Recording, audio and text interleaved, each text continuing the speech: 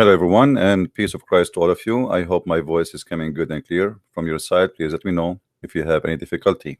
Otherwise, we have to contact the customer service of Dr. Zakir Naik.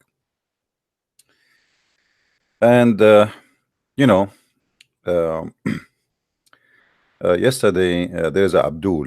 He sent me a message on Facebook. He said to me, Christian Prince. Oh, hold on. Why I want to say to you what he said to me? What about I play it for you? That will be better for fun. Oh, I deleted. Sorry, I cannot play it for you. Yeah.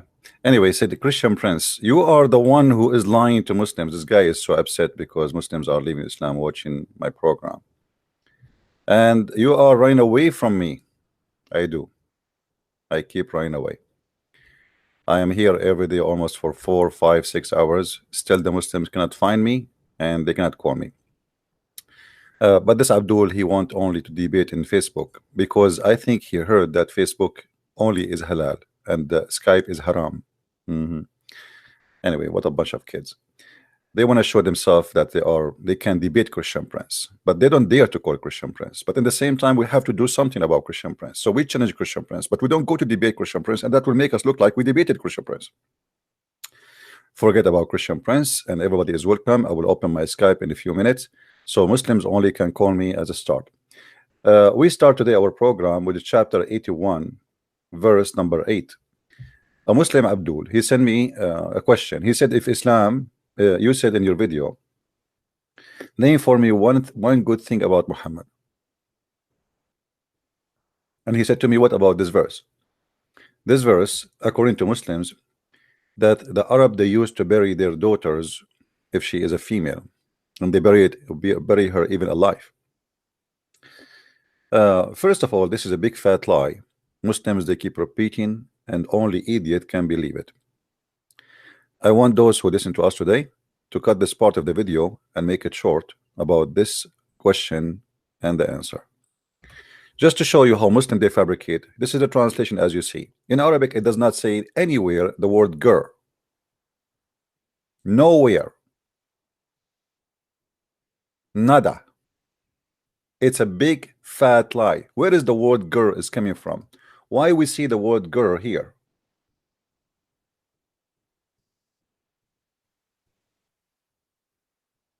You will notice with me how they fabricate. Do you see the word before it here in the verse before it?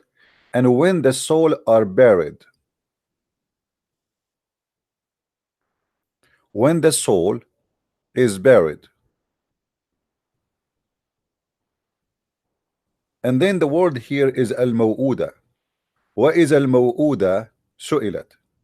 Which one is the maw'uda? Is the soul. Maw'uda mean like the one which, you know, you bury it alive. And the maw'uda bury it alive because the soul is still alive. Muhammad, he believe, and the Muslim, they believe that even you will have a torture in the punishment of the grave, correct? You remember? And most of the torture is from the piss. Watch over your piss, my friend. So look how they corrupt the translation and even the meaning. The word here simply when the soul is buried, the soul which is alive. The word gur here does not exist. Period. When it's buried alive, is going to be asked. And this is why the soul is going to be asked. Otherwise, the one who was buried, you cannot talk to him, he's dead. So supposedly the soul is talking. And then he say, for what a crime she was killed. That's a lie. You see, qutilat is for the soul. Qutilat here is coming as a fame, yes, as a word, but the word which is a nafs. Now, how we can prove that this is the true interpretation? Let us go together. The Muslims, by the way, again, they are people who they are disconnected with their religion. This is the website of Ahlul Quran. Ahlul Quran, the people of Quran. This is not Christian Prince. This is not me, Abdul. All right? I have nothing to do with it. So don't tell me Christian Prince, he have his own fabrication, his own interpretation. He gave us, don't play this stupid game. As you see, this is Ahlul Quran website. Ahlul Quran mean the people of the Quran. Very, very Quranic people. Let us see what it says about tafsir. تفسير الموؤودة والنفس المعذبة.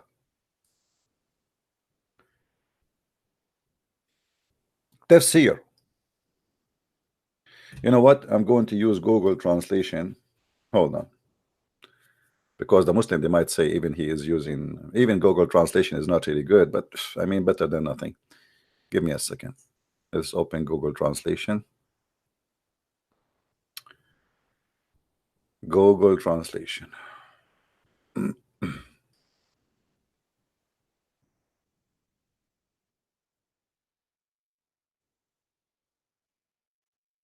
All right. We are in Google translation. We will copy and paste in the front of your eyes. So this is the tafsir, as you see.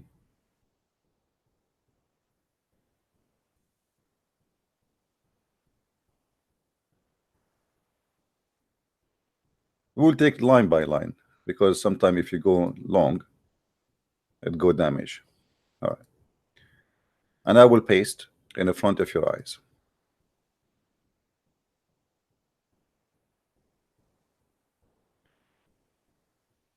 It translating to, I don't know what language now. Okay, hold on. Let us go to English. Where is the English? There we go. Interpretation for the tortured soul, not the infant. Do you see it? Do you see it? They are correcting the idiot. This is your Muslims. This is who? This is the Muslims correcting the Muslims, because there's two kinds of Muslims. There's Muslims who they are certified ignorant, and there's Muslims who they are PhD ignorant, and there's Muslims who they are beyond degrees in their ignorance. So this is the title confirming that this is not about an infant. Interpretation of torture the soul, or the tortured soul, not the infant. So what they say to you about it, it's a lie. We can read the whole story, but that will not really make any difference. But let us see. Let us continue.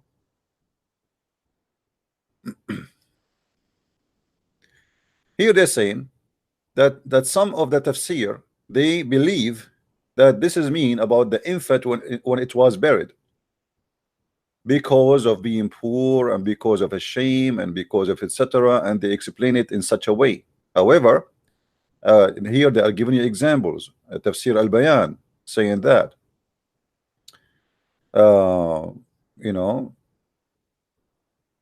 Tafsir al-Tabari, they are giving you example here, and then they say to you that there is another reading for the verse in the Quran, which it says when it is questioned and killed, which mean the maw'uda, which mean the one is buried. She, the soul itself is going to question why I was killed, and is going to ask the one who killed her why he killed her. Let us take this to Google translation and see what it says.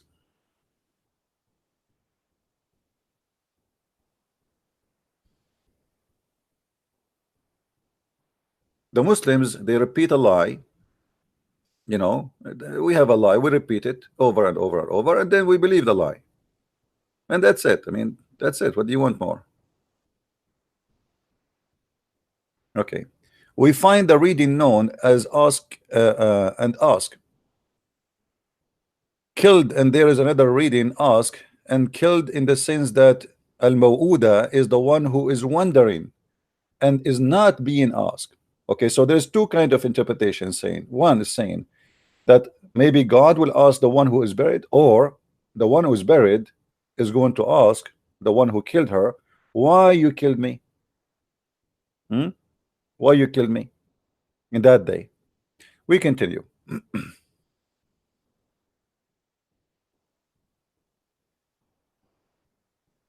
Here they say in both ideas there's a problem.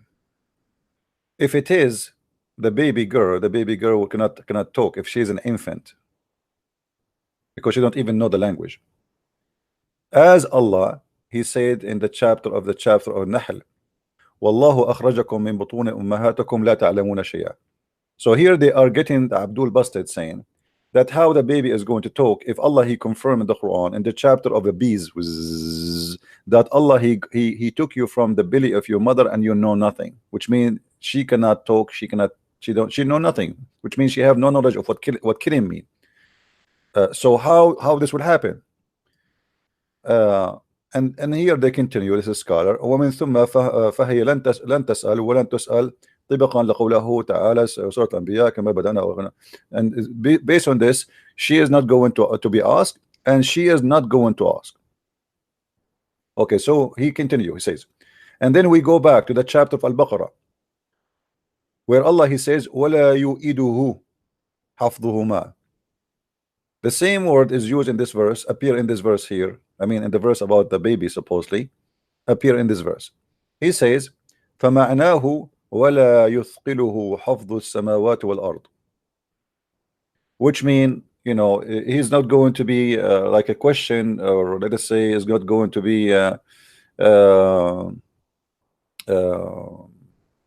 is not going to be hard on him to keep the sky and the earth together. He's not going to be tired from keeping the sky and the earth together. The same exact word. Then he go back, the scholar, he says, نعود لكلمة قتلت فقد تم تفسيرها كما هو في المشهور من معاني اللفظ. And he says, and the tafsir came here as most famous interpretation for the word of the meaning, which means the one who killed somebody by slaughtering or by death, normal death. And he said, there is another meaning, وهو اللعن كما قال الله في سورة المنافقون. And there is other meaning which is called, now we are going in details, اللعن, which means cursing. So he says, قاتلهم الله أن يؤفكون. May Allah kill them, you know, and may He you know, like expose them and destroy them. And what is meant here, لعنهم الله, Allah He cursed them. How they became kuffar, in other meaning, Allah He punished them because they lie. And Allah He says is the same in the chapter of Abasa, قتل الإنسان ما أكفره, قتل الإنسان ما أكفره. Which mean I cursed the man by his kufr and his lie, but he used the word qatl here, qatl, which means to kill. So what here the verse saying that Allah is like wishing the man to be killed, for he is a liar and he is for he's a deceiver. And here again, this is a proof that Allah cannot be God, because why Allah He says such a thing? قتل الإنسان ما أكفره. Let us take this verse and go to the English so you can read with me what it says, so we can love together at this false religion.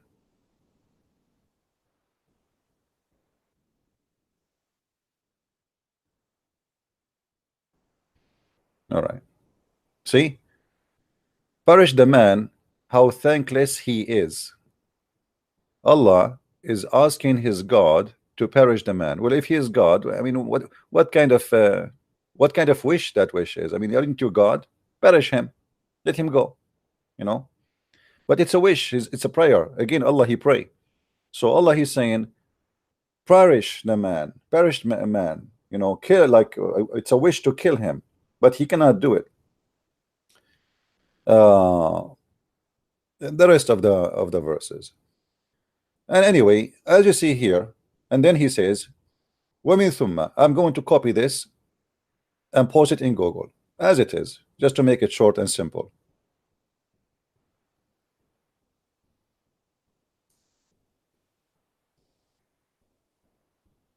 All right.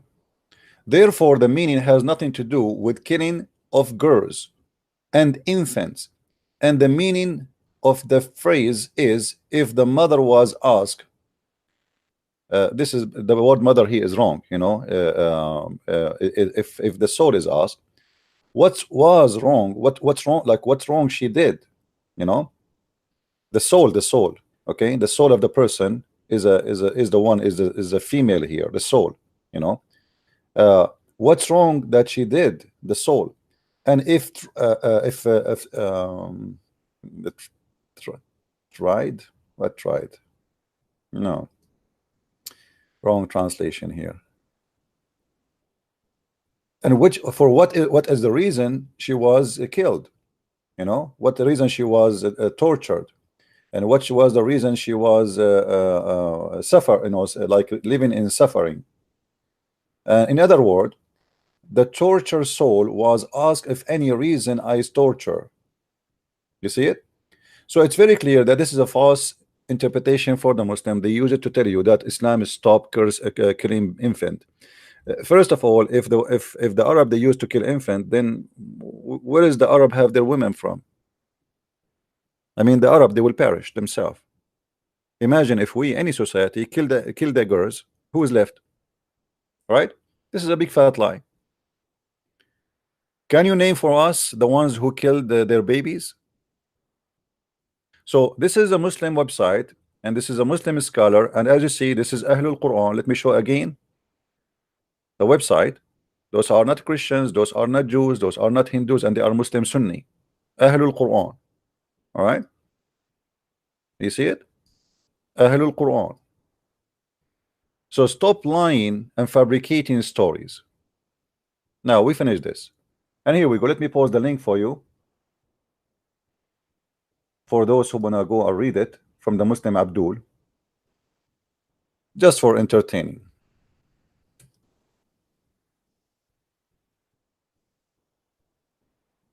All right, I hope the link is coming from your side. Got it? Now we go to the second question. We have another Abdul asking me a question. Let me see the other Abdul.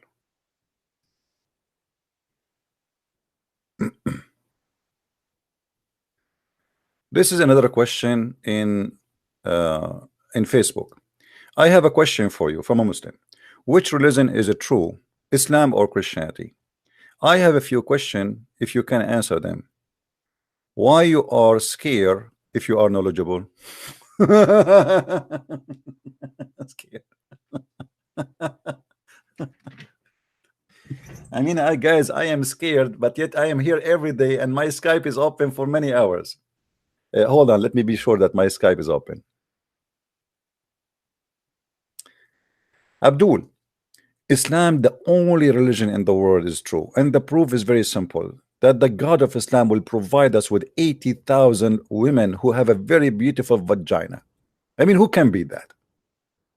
Islam is the only true religion, brother, because Islam is the only religion provide us with 80,000 child to be abused in the heaven, to be our slave for eternity. Brother, Islam is the only true religion because it is the only religion which provide us with endless penis, which is scaring the hell of me. Because imagine I am here in USA and the penis is in China, and the Chinese, they take it and they cut it off and they put it in cans and sell it to the cats as dogs food, to the cats as dogs food. Remember, not to the dogs as dogs food. No, brother, I mean, who can beat this religion, brother? Wisdom, no fiction, no stupidity. And you are telling me how for sure Islam is the best religion in the world. Who can beat that? Who can beat a prophet who he said that if a woman have orgasm first, the baby will be a girl. If a man have orgasm first, the baby will be a boy. I mean, come on. We have to be realistic here. My Skype is open for those who they are interested to call me. From the Muslims only. Don't call me if you are a Christian. Don't call me if you are a Christian. All right, unless you are someone who want to leave Islam, which means still you are the Christian yet, or if you're someone left Islam, you want to tell us about what happened. So our topic today, if Muhammad is a madman. What do you think, guys? Is Muhammad a madman or he is a healthy man? Is Muhammad a person who can be considered someone he have a healthy mind, healthy spirit, blessed by God? You see, because by the way, uh, be careful when I say healthy man, not necessarily if you are not healthy, you are not blessed. No, no, no. That's what I'm saying. But when somebody claiming to be a prophet of God,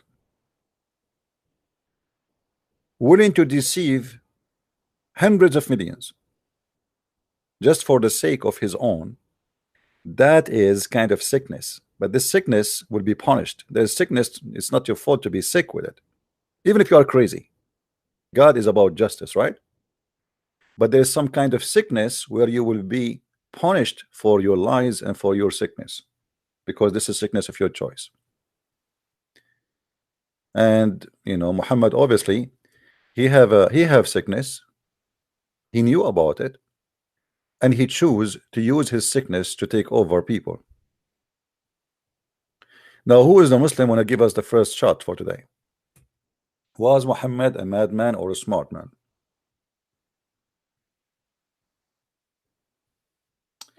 The first thing you will learn about Muhammad, he hear voices, and the voices cannot be explained. If you go as an example, there's a very famous story about Muhammad in chapter of Al-Fatiha. Chapter of Al-Fatiha, which Muslims recite every day 5 times a day. 5 times a day. Muhammad, he received it during the time he was doing poo-poo. Each time he go out, he hear a sound of somebody saying to him, "Oh Muhammad."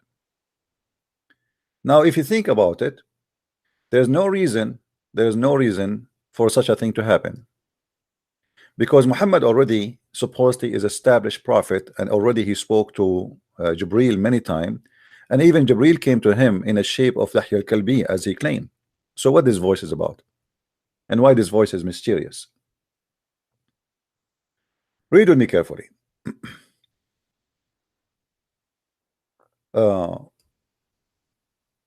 And whenever who? Muhammad, whenever he heard, sorry, let's go back from here.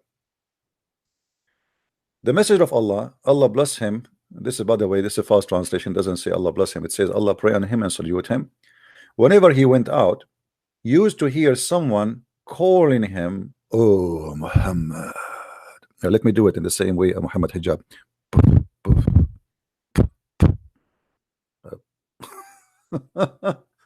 Oh Muhammad. And look what Muhammad, and this is proving to us that Muhammad is a crazy man. And whenever he hear this, what Muhammad he do? He flee. Question to the Muslims. Oh, my screen is not on. Hold on. Let me show you my screen. Forgive me. Here we go. We go back from zero. This is a chapter 1, verse number 1, the book of Asbab al-Nuzul. Asbab al-Nuzul mean the reason for the verses to come down. So this book supposedly explain why verses came down. And as you see here, it says it clearly that Muhammad, whenever he go out to do poo-poo, he hears somebody. Whenever he went out, tabarraza or baraza, which is to do buraz, to do shit, excuse my language, used to hear someone calling him, "Oh Muhammad."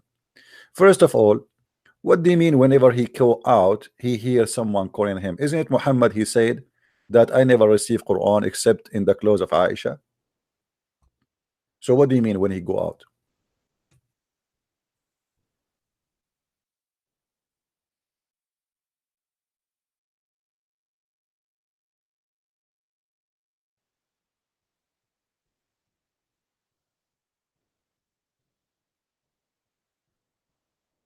You see the word mirt? The Muslim, they say to us, lying to us, that the word here is not a clothing.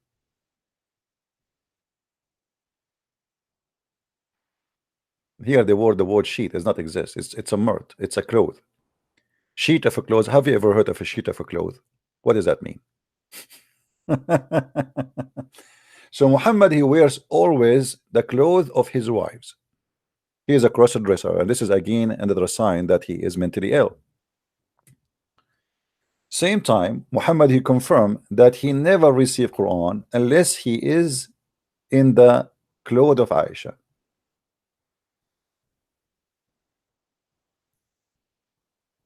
Let us see.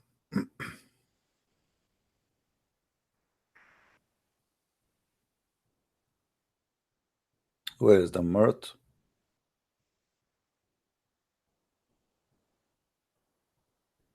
Here we go. No, hold on. Actually, here, this is a good reference here. When the Muslim, they say to you that Muhammad was not wearing the clothes of Aisha, read with me carefully here. Let's see the translation first. Abu Bakr asked for a permission to come into the Messenger of Allah. May Allah pray on him and salute him. While he was laying off Aisha bed, wearing Aisha woolen shirt. This is the Muslim translation. Do you see it?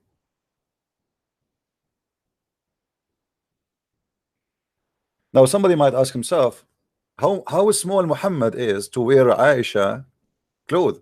You see, those clothes are like wide. You know, it's not like because they in the old days to give the women and even men. This is why if you see the Arabian, or even in Egypt, they were something that's called jalabiya. So it goes down and then it's really wide open. So when you walk, you can walk easy. You know, like because you are going to wear this long dress, but still you have to do all the work you want to do. You want to walk, you might run, you might etc. So this is a wide clothes. So Muhammad, clearly he is wearing the clothes of Aisha, and this is a clear sign that Muhammad have a mental issue. And here, let me give you the link, so Muslims will not say to you, "Oh, he's fabricating." Let us share the link. Anyone want the link? Who want the link? Who want the link? Who is the Muslim here wanna call us and tell us why Muhammad wearing Aisha clothes? Any Muslim?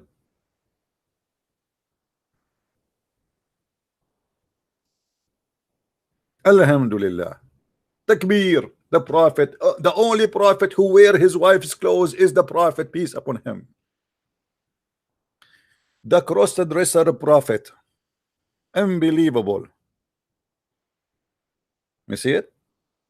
Okay.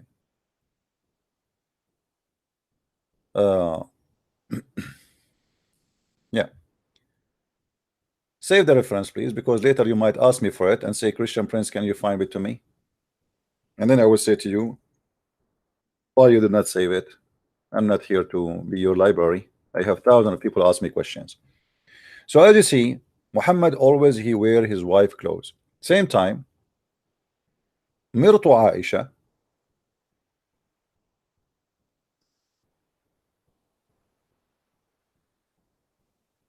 is a magical mirt. The cloth of Aisha is a magical cloth.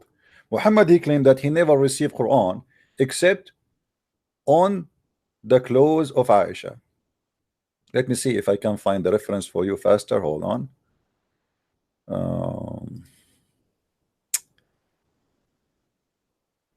The reference. Okay.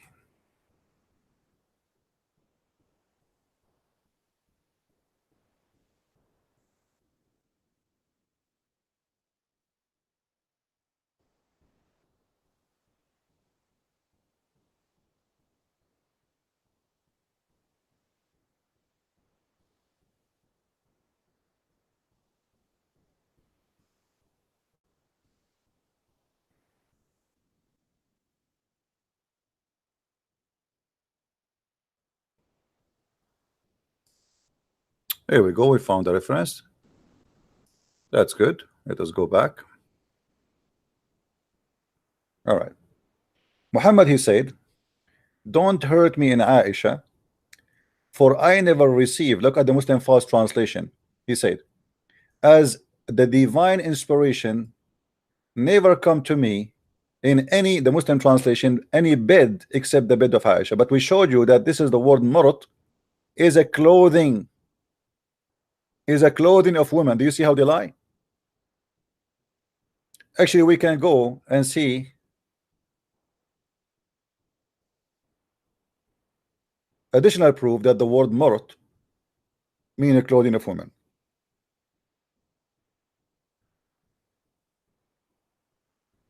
Let us see.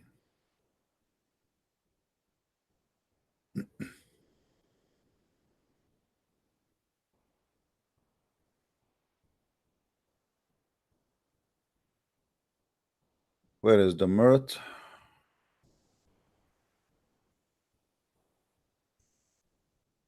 Here we go. The word marut in the tafsir here says that this is a kind of a cloth only for women. Only for women. وَلَا يَلْبِسُهُ إِلَّا النِّسَاء. Nobody wear it. Nobody wear it except women. Do you see Muslims? Nobody wear it except women. Period.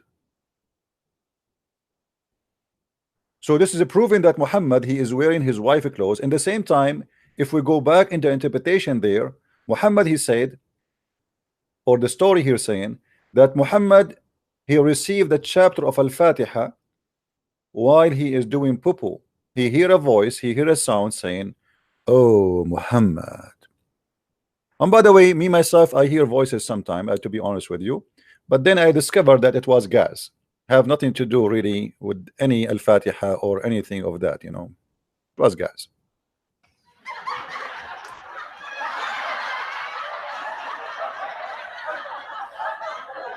You know, things happen.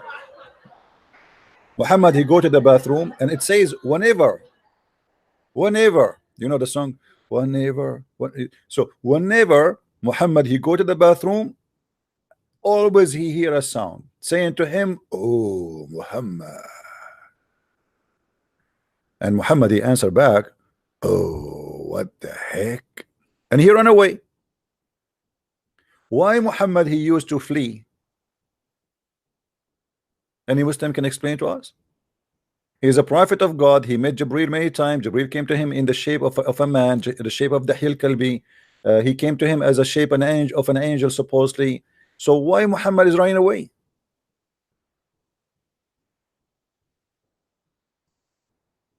Who is a Muslim wanna call me in Skype? Why Muhammad is running away?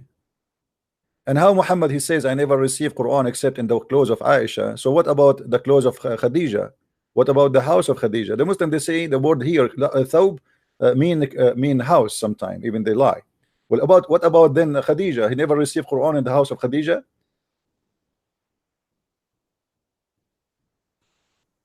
So either Muhammad is a liar or Muhammad is a crazy man. You see, if we go in the Quran,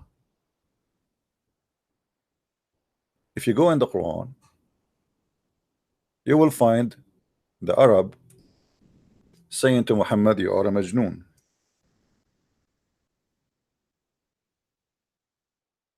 Look how many times. Look how many times, brother. Look. Look.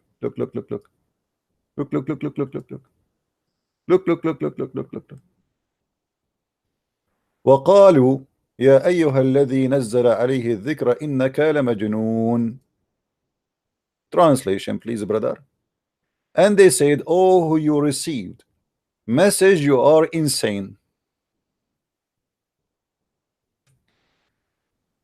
The Arab in the time of Muhammad, they said Muhammad is insane.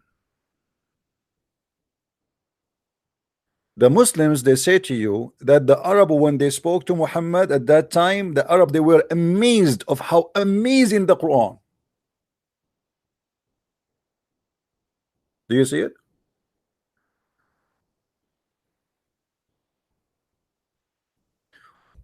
By the way, we are waiting for the Muslims to call us. And as you see, I'm running away from you. People, be honest with me. How many of you miss me?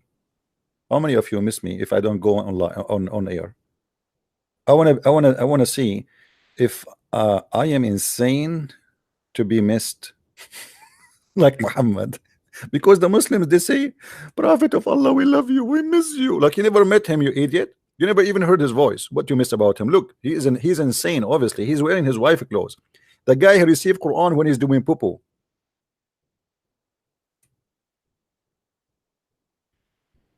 All right, I got it. I got all of you. You miss me. Okay, I'm going to win the coming election, and I will become a prophet of Allah, and I will bring you better promises than Muhammad. I will. You see, Muhammad, he never mentioned 4K TV.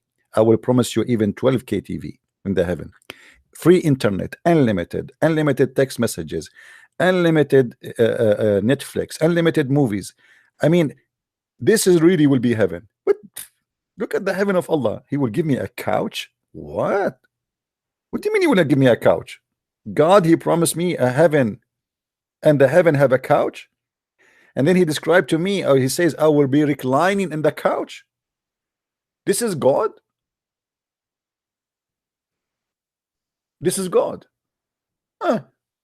And I will be wearing a bracelet.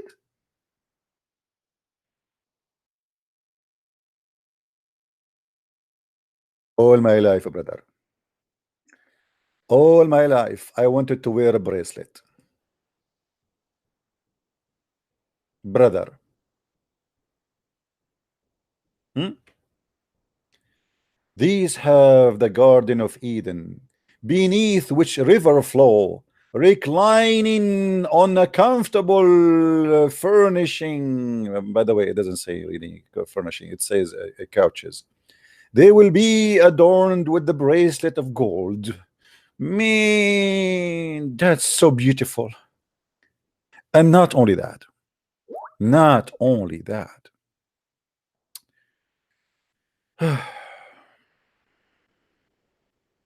we are going to wear, all of us, all of us, all of us, we will wear a green uniform.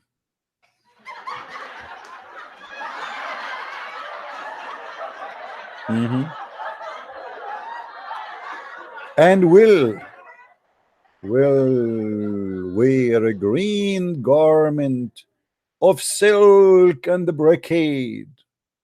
What a wonderful reward. Are you kidding me? This is the best reward ever anyone can get. Come on.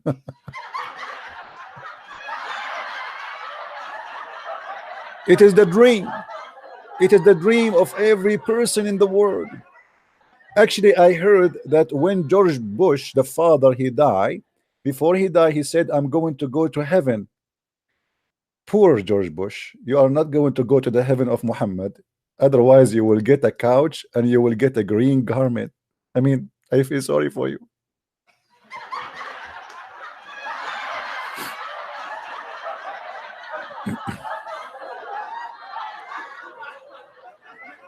Oh boy. And you are telling me Muhammad is not a crazy man. What kind of a man he promised such a promises unless he is a mental? This guy, obviously, he is trying to seduce the Arab, who they are, you know, savage, who never have a couch. They never wear silk clothes.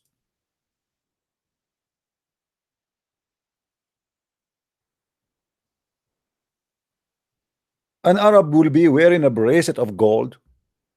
Like, wow. Me, an Arab, and I am wearing a bracelet of gold. By the way, this is a sign of a like a gay thing. Bracelet of gold. Why? You want to be pretty, sexy? You want to look at yourself in the mirror? And what is that a green garment which we will wear for eternity? I mean, how boring it is to wear a green. I never all my life wear a green. I like a green color, don't take me wrong, but not as a clothes. I mean, you feel like you are a doctor in the surgery room, you know. I mean, for eternity you will be wearing a green. Why? Additional proof that Muhammad is mentally ill.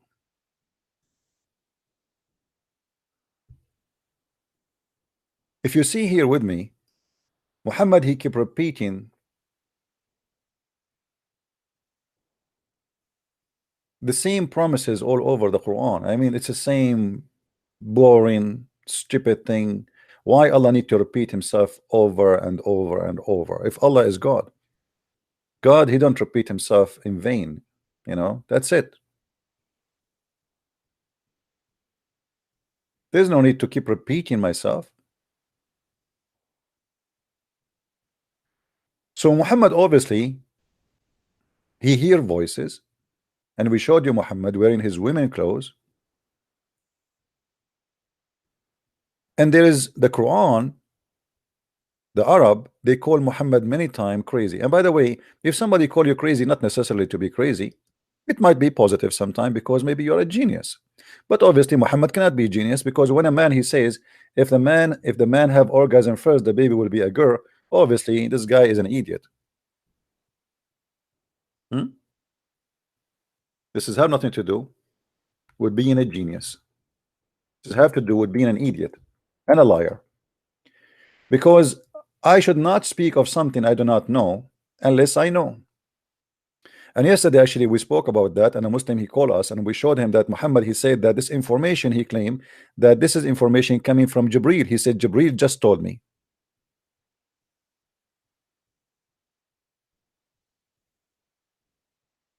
Jibreel, he just told me.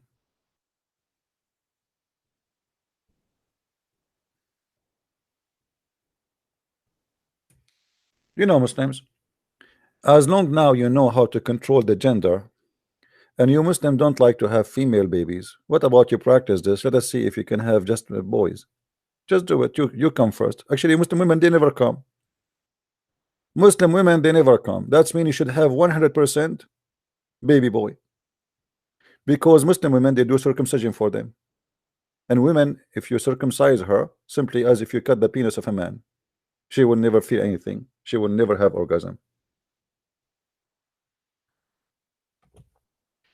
Additional proof that Muhammad is doing a scam and he is lying. He is trying to claim that he knew, and he claimed that, you know, Allah told him. Where Muhammad he got this information that if whoever comes first, the baby will be a girl? Muhammad he got it from Allah. Jibreel told him, brother. Jibreel told me. Oh boy. If we go here, let us see.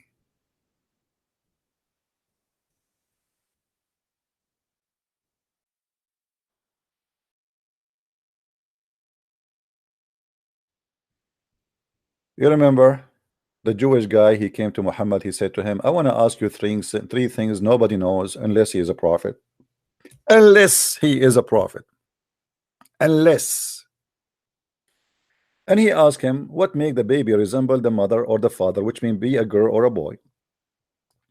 Muhammad, he answered him, he said,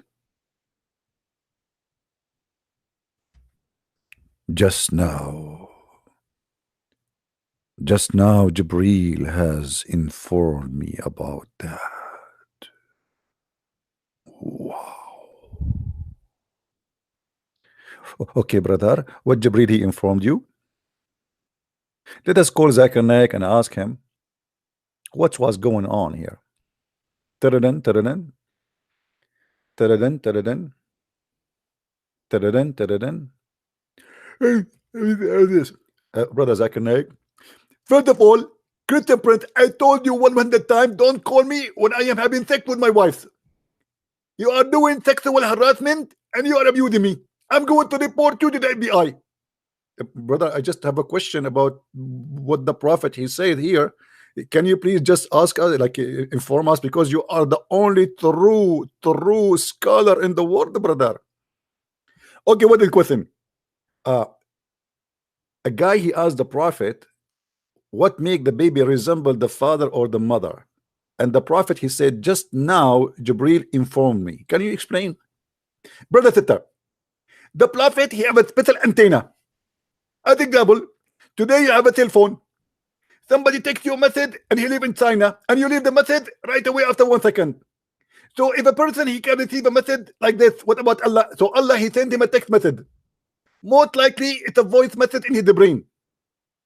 He said to him inside the brain, This is that info that told me. Thank you very much. But isn't it the Quran says that the angels take them 1,000 years to go to up to heaven, which means the same to go down to earth? How the answer, the question just given to him, and now he's receiving the answer? How is that happening? Brother Zadar, listen carefully. Those false accusation is done by a guy, his name is the Christian Prince, and he is a coward. He don't tell his faith. What? Show me your faith. Show me your faith. Give me your name. I'm not going to answer you unless you tell me your faith.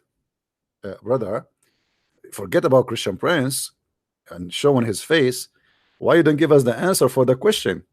First of all, if I give you the answer for the question, that will kill the surprise. And I like surprises. I want to surprise that guy and I want to destroy him. But brother, it's the Muslims who want to know the answer. How Muhammad he got the answer? I'm not going to tell you any answer because I told you I will save that for the boxing match. Thank you very much.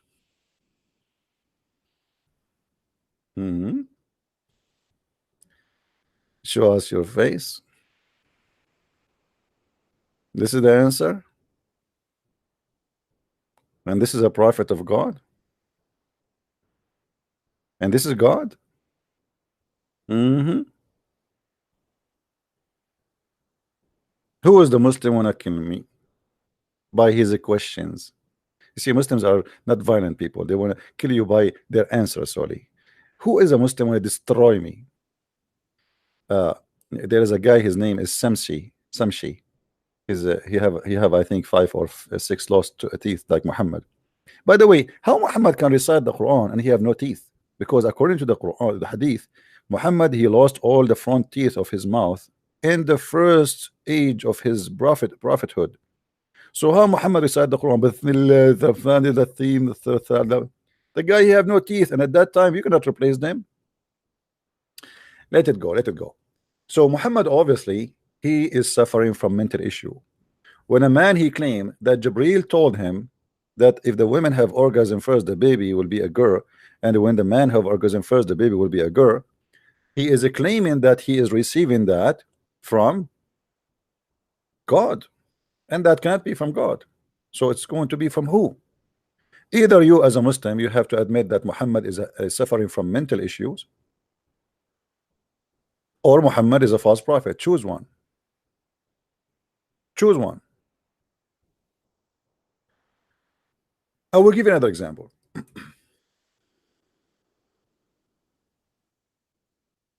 When Muhammad first time he saw supposedly an angel.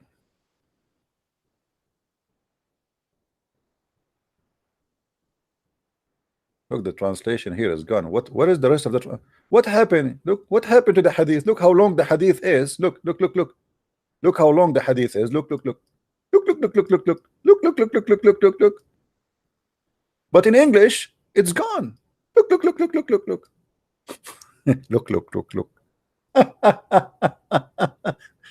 They don't want to show you what happened later. Isn't it true in the hadith they said that Muhammad he came home and he said to his wife, cover me, and he was shaking and he was breaking and he was freaking out, and even he asked them to put to put cold water on him? Why is that?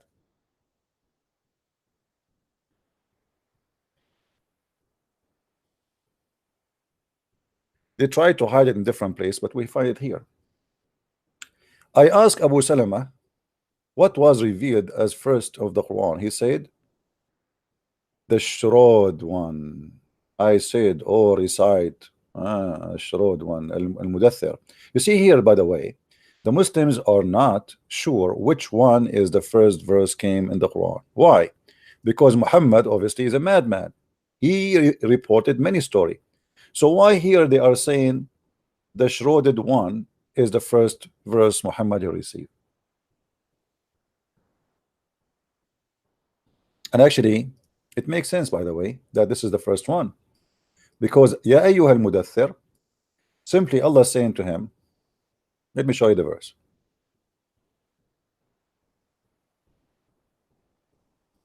Until now we have 0 Muslim calling. I don't know what's happening. My Skype is on. and there's no reason to fear. Allah will take your side.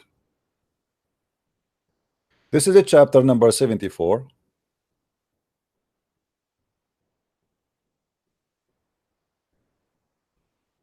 Chapter 74, as you see, and this is verse number 1. It says, "Oh, the one who is like, you know, in such a situation, you are shaking, breaking, covering yourself, whatever you want to call it, arise and warn, and magnify your Lord, and purify your clothes." Why? Because Muhammad, and abandon the abomination, what is the idol. Actually, the rajas here is the idol. So obviously Muhammad, he was an idol worshipper.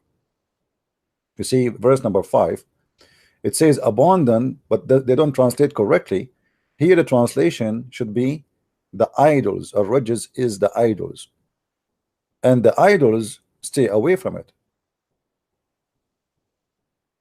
So this is supposedly what should be the first one. But if you go in the book of you ask Muslims, what is the first one Muhammad he received, they will say to you the chapter what is called read in the name of your Lord.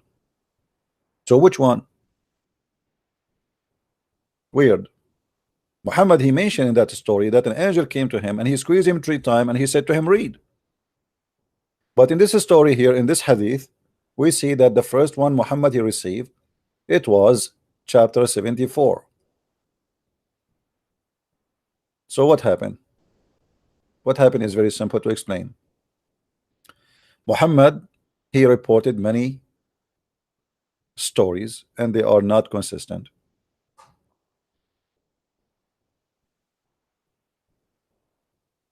Do we have any Muslim on a chorus?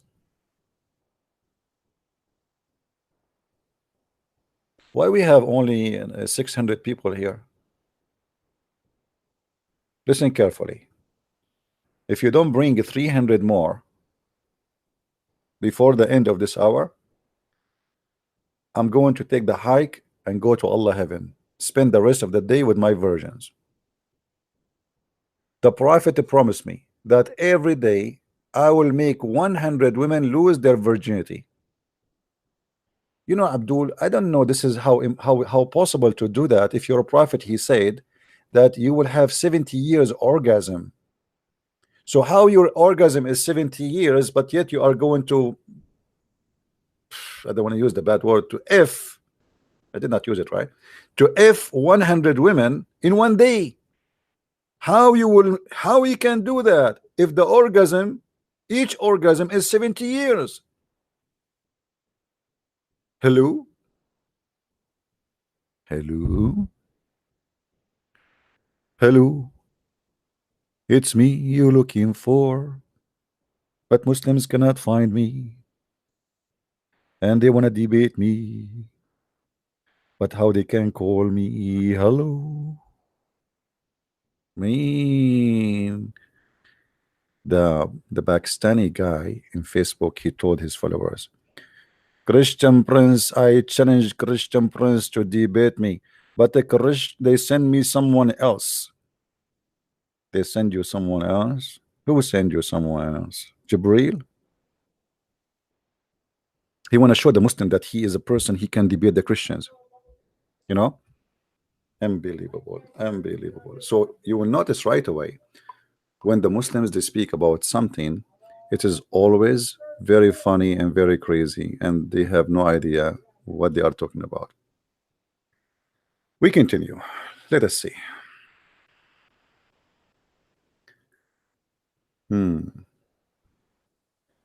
You will notice here Muhammad saying the following: I stayed in the month of Hira, in the cave of Hira. Hira is a cave supposedly. For 1 month.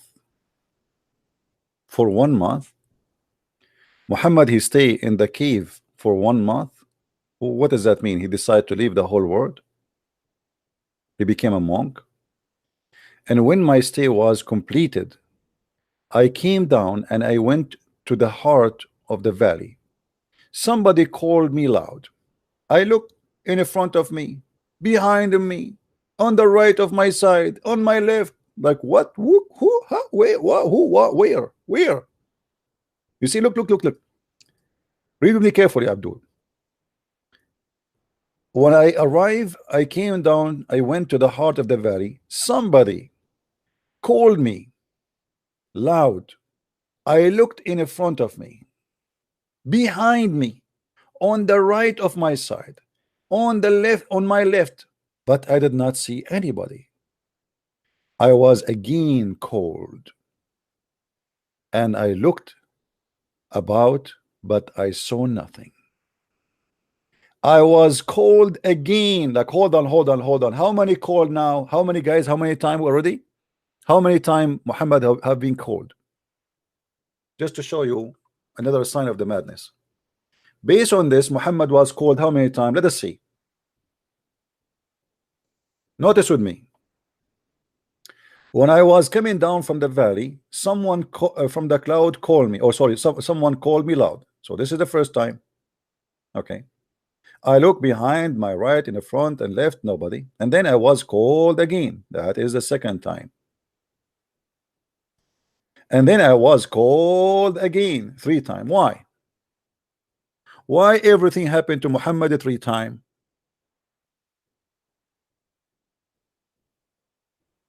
Any Muslim?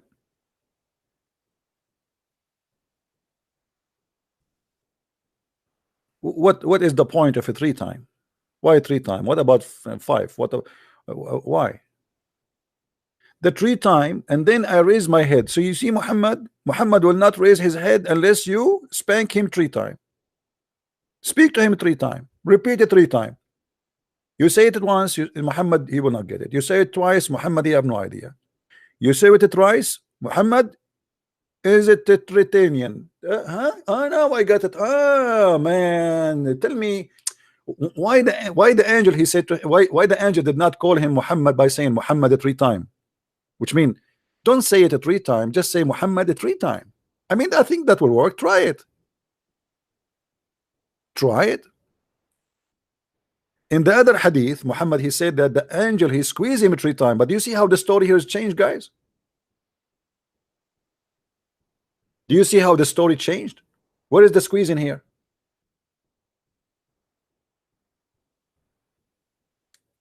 People, are you listening?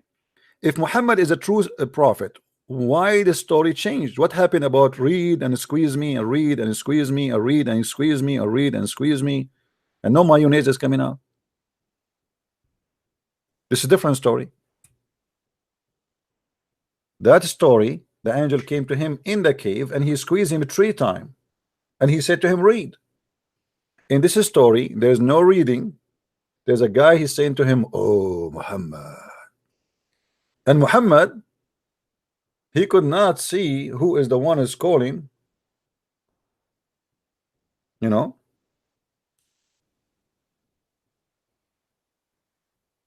All right.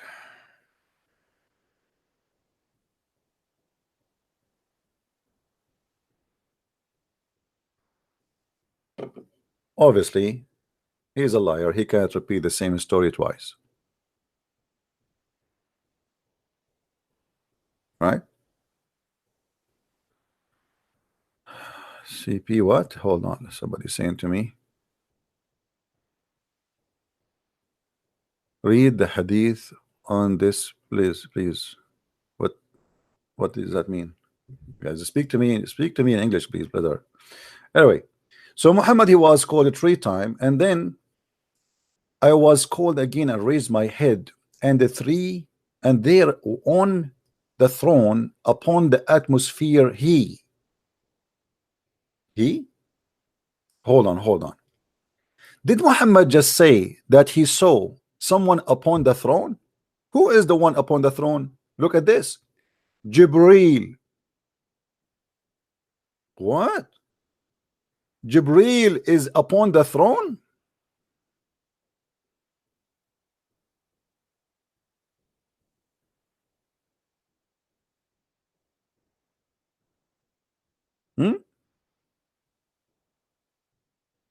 So if Jibreel is upon the throne, Allah is where? He went to the bathroom?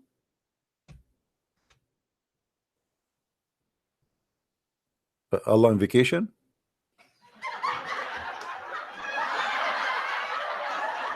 Allah said to Jibril, sit in my place until I come back so nobody will take my chair in the movie theater.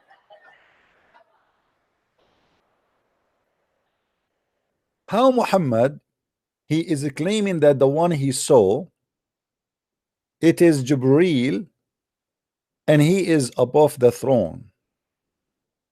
And here we have a problem.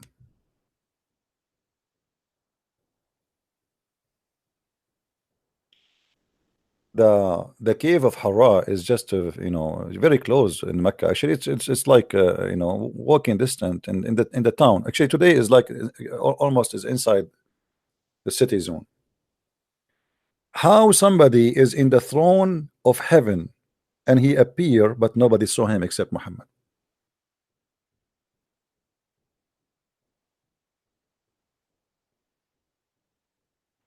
Who won this hadith that Jibril was in the throne?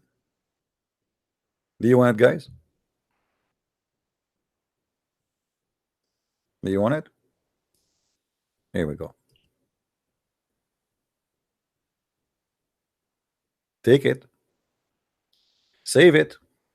Take a note. Then Muhammad, he continues saying, after he saw Jibril on the atmosphere.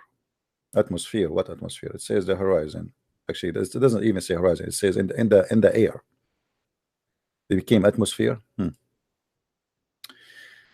And he was sitting. Jibril was sitting. Hey Jibril, show some respect, man. You are talking to Muhammad. How dare you to sit? How dare you? Allah created the whole universe for the sake of Muhammad, and you are talking to him sitting in your couch. No respect these days for a prophet of God. He is the best of mankind. I began to tremble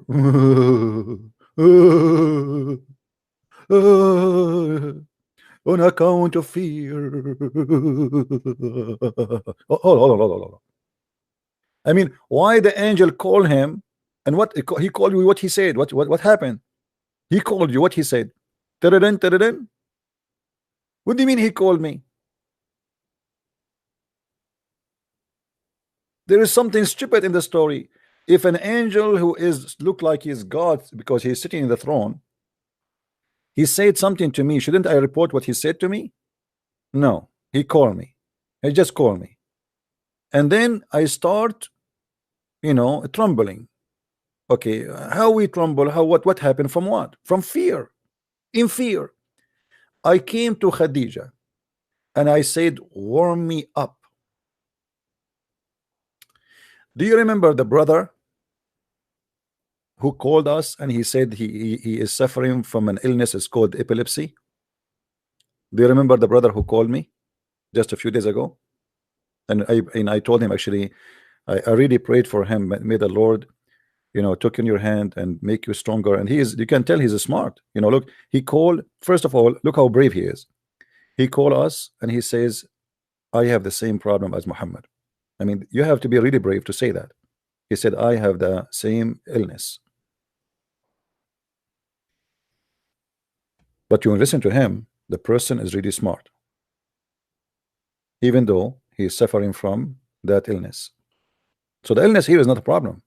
The problem is that you take over your illness to make it as you are a messenger of God, deceiving people when I mean, he must knows that that he cannot be a prophet, and this is proven many places that he is imagining things.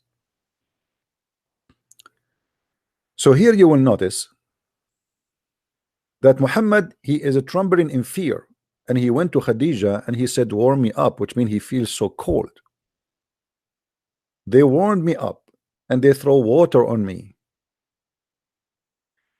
and Allah, the gracious or the glorious, sent down this. He sent down what? He sent down this verse. You who are shrouded, arise and deliver warning. Your Lord magnify and your clothes cleanse. By the way, I don't say thank you for those who they are making donation because you are not waiting for my thanks, right? And at the same time, we concentrate on the topic, but for sure we are grateful for those who help us in our mission. So here the story is very clear that Muhammad, he hear voices and nobody hear the voices except him. Nobody see the angel except him. Muhammad, he says stupid things and nobody say those stupid things except him. Muhammad accused to be crazy. And again, this is not the only reason to believe he's a crazy, but as you said, there's many things. Muhammad wearing his wife clothes. Muhammad claimed that he never received Quran except in his wife clothes. All of those things bring us to one place, that Muhammad, he have a mental illness. And for sure, there's tons of more reasons to believe Muhammad is suffering from mental illness. I will show you one. Let me look for this hadith.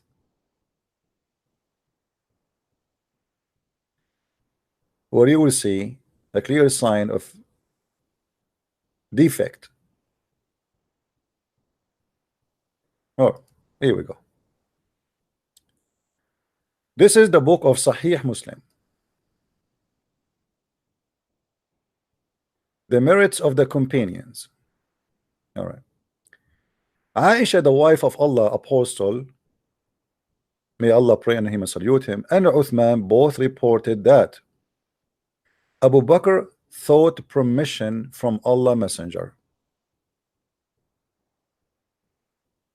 for entrance to his apartment. At that time they have apartment. I mean, look at the funny translation. I mean, look at this funny translation. At that time they have an apartment. Yeah. It was a studio apartment, brother. As he had been laying on his bed, and look at the first translation here, covered with the bed sheet of Aisha. He was wearing his wife Aisha clothes. He gave a permission to Abu Bakr in that very state. He having his need fulfilled, which means Abu Bakr, he get in. And he asked for something and then he left.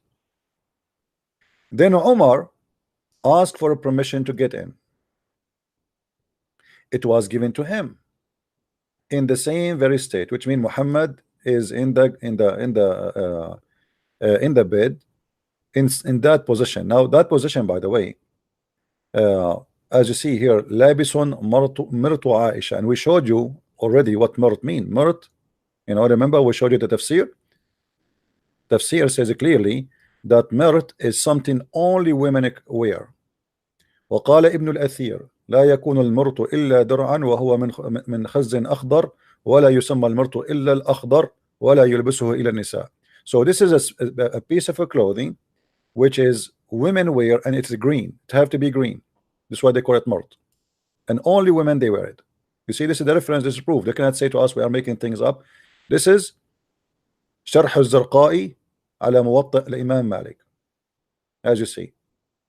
And this is which page? Let us see. Okay, page number 81, as you see here, page number 81. So obviously Muhammad is wearing his wife's clothes, and Abu Bakr came and Umar came, and he did not change the way he is sitting and the way he is dressing. All right. Then you will see here Uthman came. Uthman came. Then I sought permission from him, and he got up and ride to Aisha, and he said to her, warp yourself well with your clothes. Then I got my need fulfilled and came back. So look what happened here. Muhammad, he have no problem with Umar coming in, and he is in that position wearing those clothes, and Aisha, she is, you see the story here, by the way. Muhammad and Aisha, they are together laying in the bed.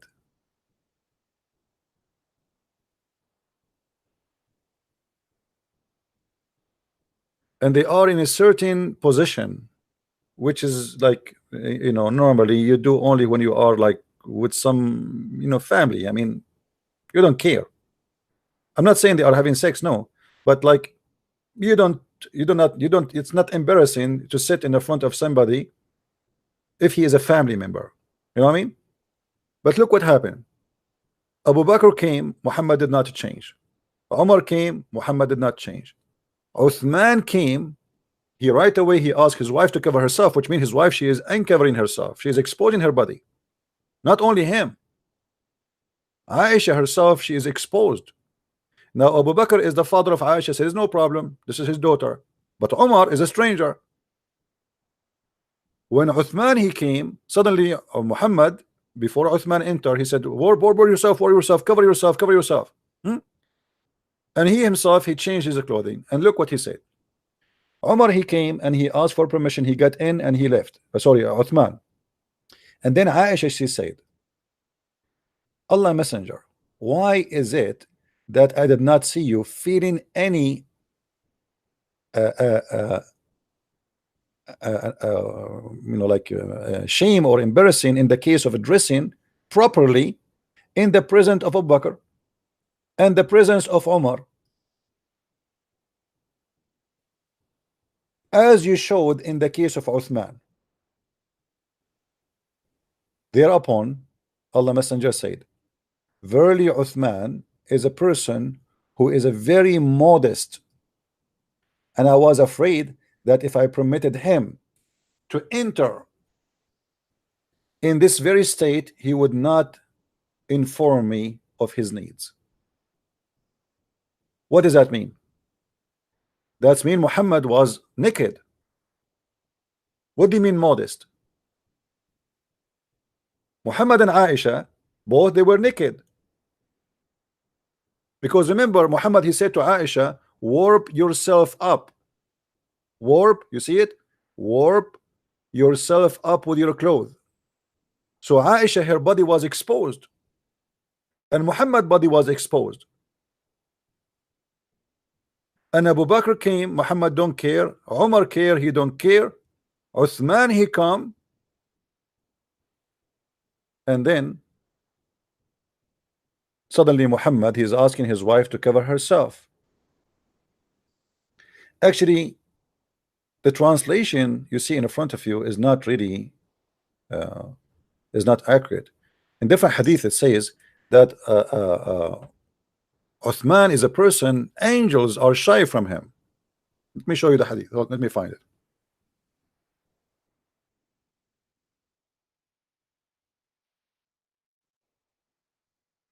Yeah. This is the same story. And here the story is more telling, more details, which is very shameful. Read with me carefully.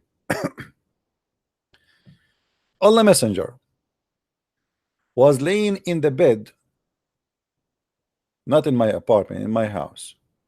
All right.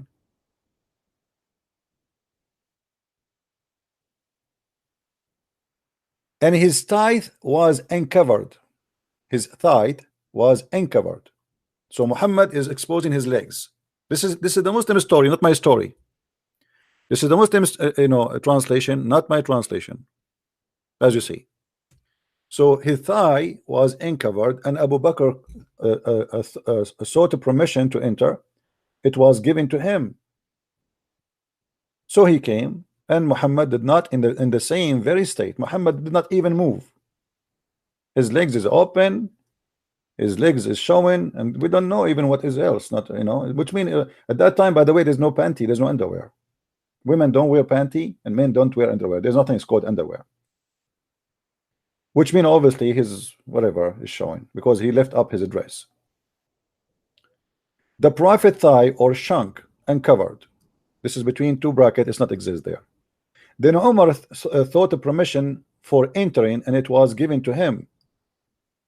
And the same happened. He came, he asked for what he need, and then he left. Then Uthman thought permission to enter to Allah Messenger, and then he sat down and he set right his clothing. One of the narrators said, I did not say that it happened in the same day. He did not say that happened in the same day. He did not say that. He, Uthman, then entered and asked for what he want. Aisha, she said to Abu Bakr. Aisha, she said to Muhammad, Abu Bakr, which means her father, entered, and you did not stir, and you did not observe much care of arranging your clothes. Then Umar entered, and you did not care or arrange your clothes. But when Uthman entered, you get up and set your clothes right. So he said, shouldn't I show modesty to the one whom even the angels show modesty? The angels, they are shy from Uthman. So Uthman must be the prophet. You see, Muhammad is not shy to show his legs. To Umar, to Abu Bakr, which means Muhammad is not wearing the proper clothes. But Uthman, even the angels are shy from him because he is extreme a proper person. He is a lot better than Muhammad himself.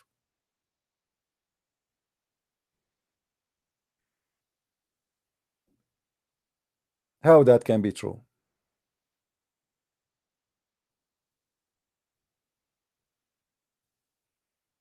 Here you find obviously there's a mental illness. You see, if you are sitting showing your legs, showing your testicles, and then men after men come, and only Uthman is the one you need to you have to wear your clothes in a proper way. What kind of a man you are? Because at the end of the day, Abu Bakr is a man, and Umar is a man, and Uthman is a man. And if you are not wearing your clothes in a proper way, that's a shame. I mean, why you want to do that? Unless this is an open society, like hippies, you can go even naked. Here you will see that Muhammad again, he have a mental issues of making decision about who and how and where he can be wearing the proper clothes.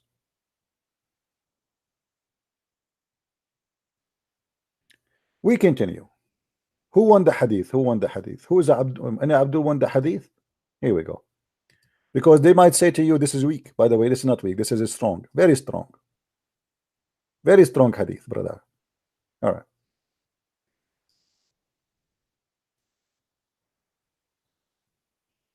Now,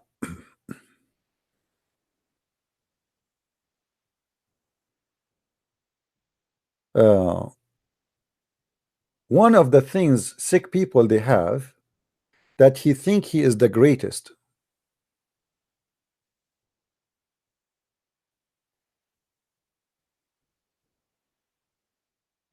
And because he think he is the greatest, he think that the people who follow him, they are superior of everybody in a violent way.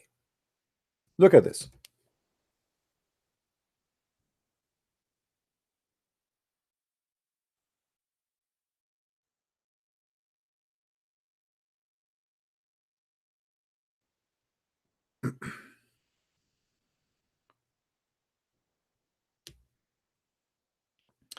Abu Huraira here is reporting supposedly what he heard from his prophet, because Abu Huraira have no authority except to report what Muhammad said. You are the best of people. Quran. This is Quran now. Chapter 3, verse 110. Muhammad, he told the people who they follow him, only the people who follow him, you are the best people ever raised up for mankind. And here the Muslim, they say to you, between two brackets, the benefit of mankind. Focus with me with the benefit. When you see this word between two brackets, you say, wow, I mean, this is good. This is positive anyway. They think they are the best, but for the benefit. Look, let them do the benefit. And then he explained to us what is the benefit for mankind. He says the best of for mankind are those who bring them with the chain around their necks till they embrace Islam. So Muhammad, because of his madness, he believed that the best he can do to mankind is to go and capture you and enslave you and bring you like a dog or a mule or a donkey or a cow and put a chain around your neck And that is the benefit Muslims they can do to mankind. And this is what we see around us. If you don't believe me, go and read the news today. How many people get killed today, just today, in the last 24 hours in the name of Allah? How many?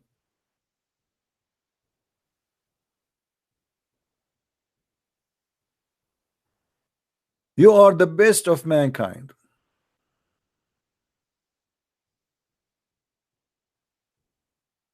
And not only that, you know, you remember the verse where Muhammad hijab, he said that the Allah, he pray for Muhammad. Allah don't pray on Muhammad.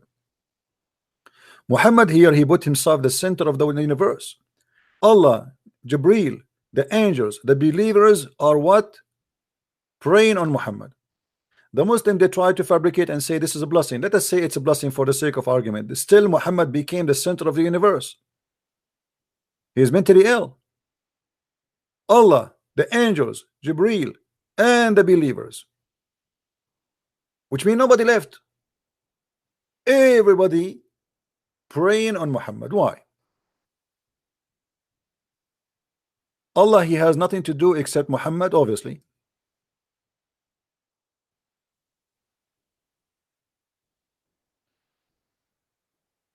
Muhammad is the center of the world. He is everything. Even Muhammad, he told his followers, let me show you some reference.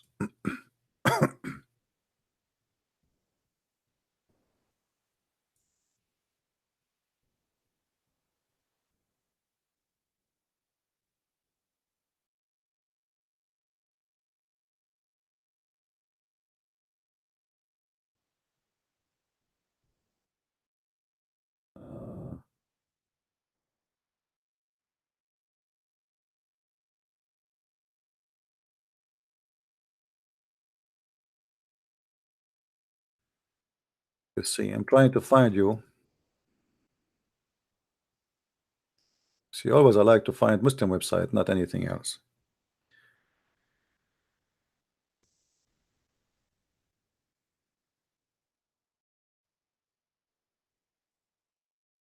Let's see.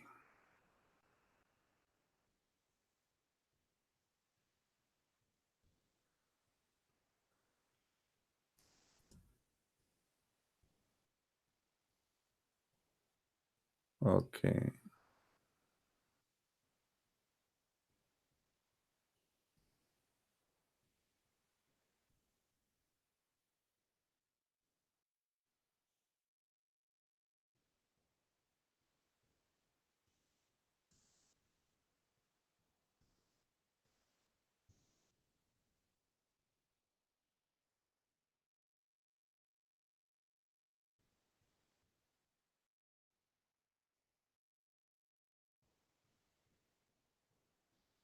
I'm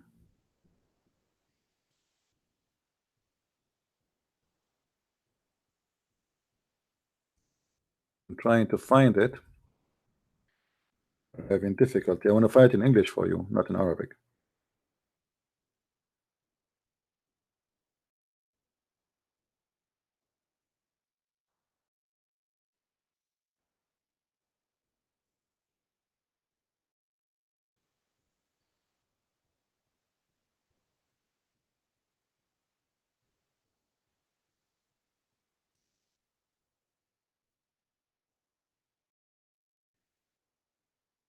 Yeah, I wish all of you speak Arabic. That will make it easier for me.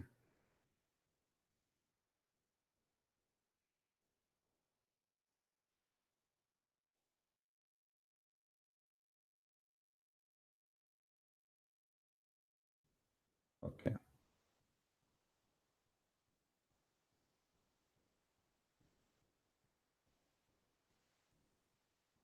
Hmm.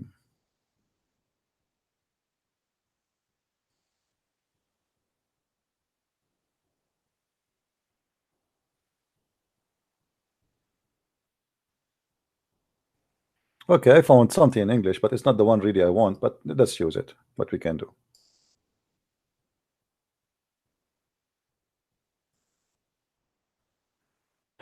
The hadith says,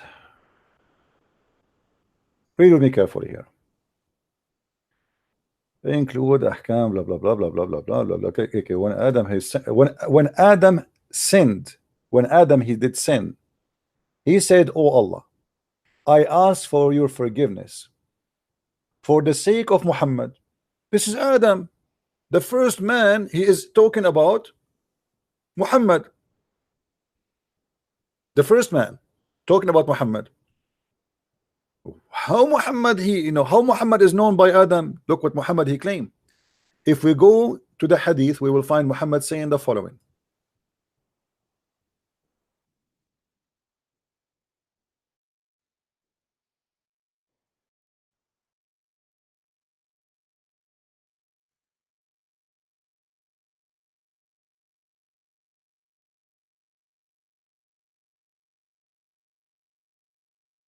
Let us see. Here we go. Look at this, guys. Somebody asked Muhammad. This is at-Tirmidhi. This is Sahih. This is Sahih. They can't say it's weak. You see, it's Sahih. Look, Muhammad he said. Somebody said to him, Messenger of Allah, when was the prophethood established for you? He said, while Adam was between being a soul and a body. Do you see it?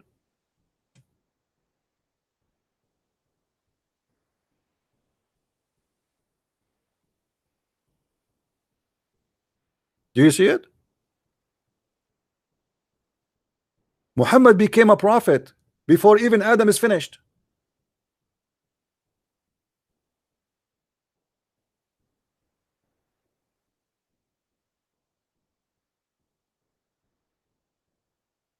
How that can happen unless he is a crazy person? How Muhammad he came to such a conclusion that the first thing God he made is Muhammad prophethood? He is not even done with Adam, which means Adam is not really the purpose. The purpose is Muhammad. Do you see it?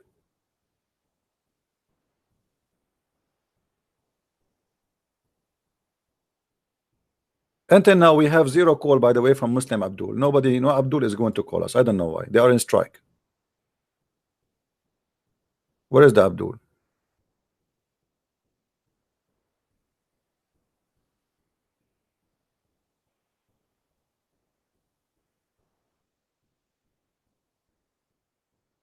Where is the Abdul?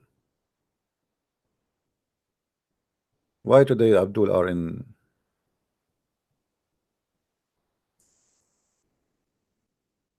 Hello? Where is the ones want to debate me, want to prove me wrong? You know, what happened?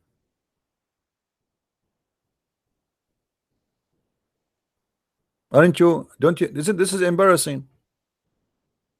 This is embarrassing. You see, Jesus, he said, before Abraham I am, because the Christian believe that Jesus is God. But you're a prophet saying, before Adam I am.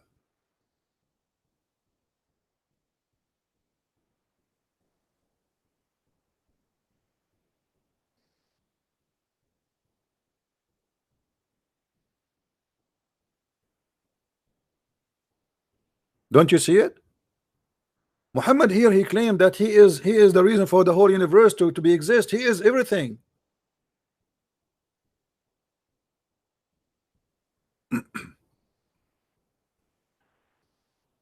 Do we need more proof to prove that Muhammad is a crazy man?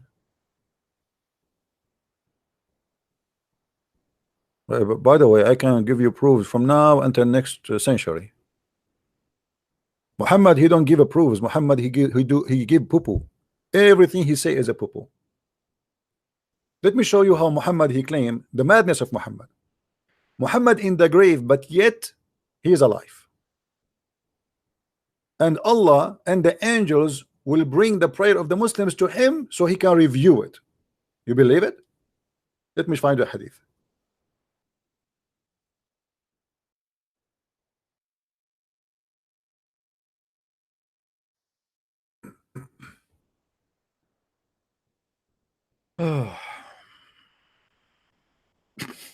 Look at this.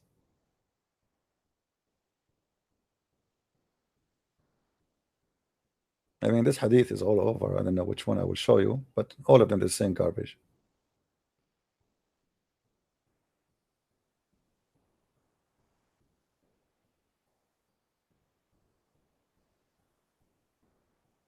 Let us see this one. And again, this is Sahih. So the Muslim cannot say Taif. The Prophet said, among the most excellent of your days is a Friday. So invoke many blessings on me. This is the Muslim translation, by the way. Okay? Invoke many blessings on me. But the fact in Arabic it says, فَأَكْثِرُوا مِنَ الصَّلَاةِ عَلَيَّ مِنَ الصَّلَاةِ. Salat. You see the word salat? It's not a prayer. It's not. It's not prayer. It's not a blessing. But here, and it's not a blessing. It's not a prayer in the translation. Okay. But hold on. So in Friday, do a lot more prayer on me. Let us go with the word of blessing. Let us say it's blessing. Invoke many blessing on me on that day. Okay, hold on. What is that will do to you? I mean, are you blessed already or you are not? Are you prophet of God? Here we go. When Allah he was made in Adam, he did not even finish Adam. He set you as a prophethood. You are hired as a prophet. Even Adam is not created yet. And then he said, for your prayer, not a blessing, will be submitted to me. You see, if Muhammad is a prophet, and the Muslim here is asking God for a blessing, as the translation trying to make it, not a prayer. Why that prayer? Which is because when you ask God for a blessing, this is a prayer, correct? Just to go with the Muslim fast translation, let us say, for the sake of argument, I am asking God to bless Muhammad. Still, this is a prayer. Because no man can bless anyone. When we say I bless you, I say may God bless you. So this is still a prayer. So if they are asking Allah to bless Muhammad, then why the prayer of the Muslims is going to Muhammad, not to Allah? Look what the companion they said to him. They said, how can our prayer, not blessing, be submitted to you when your body has been decayed, which means you are dead? They are talking about him dead now. Well, they are not talking about him when he's alive. Muhammad is speaking about the future when he die. You have to invoke prayer on me every Friday, a lot of it. They said the prophet, but you will be dead. How our prayer will be submitted to you? Look what he said. He said, Allah has forbidden it, the earth, from consuming the bodies of the prophets. Muhammad, he claimed that he is always alive, he never died. Because if it is about consuming the body of the prophet will not be consumed, are you going to be alive? Obviously, yes. Because they are going to provide him with the prayer. Every day the Muslims from around the world, they pray to Muhammad. The angels, they bring all the prayer to Muhammad. Why to Muhammad, not to God? Unless he is mentally ill and he is sick.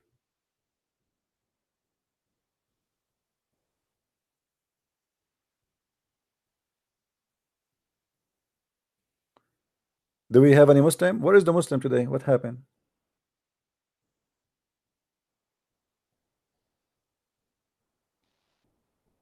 And then Muhammad, when he died, the Muslim did not bury him for 3 days. Do you remember? When Muhammad he died, because of this, the Muslim did not bury him for 3 days. And what happened to Muhammad? Because they believed him. He told them that my body will not be consumed, will not be decayed, and will not be destroyed. What happened? Muhammad Billy started farting. Muhammad became, if we go right now,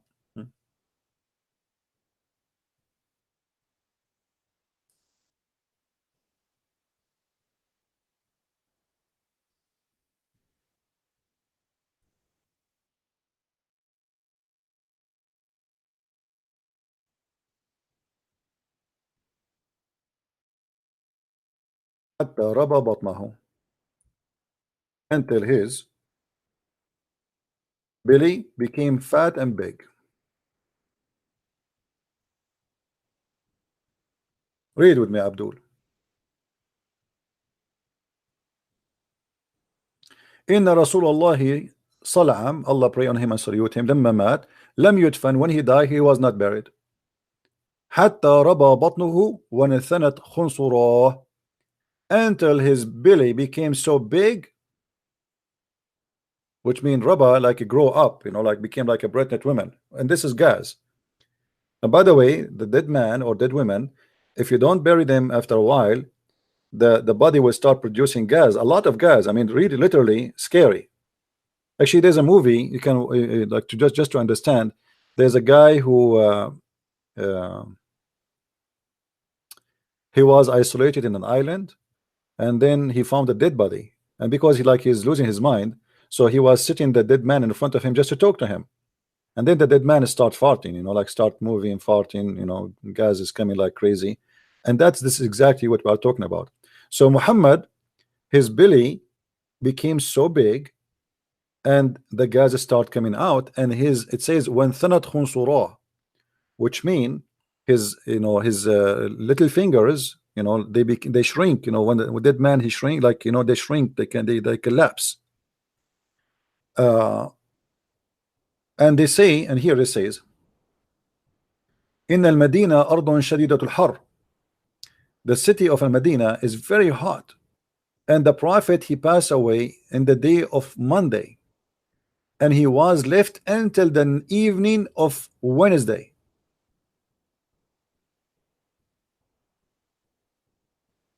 So the Muslim, they believe Muhammad that he is saying the truth when he said that the prophet body will not be destroyed, and your prayer will be even submitted to me. They believed him.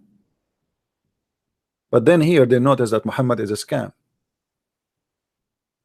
His belly is full of gas, and his fingers is shrinking. In different hadith, actually, let me see if I can find that hadith. Give me a second.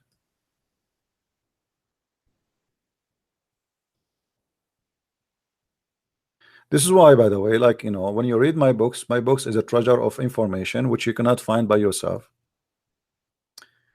And this is the purpose of my book or books. Let us see.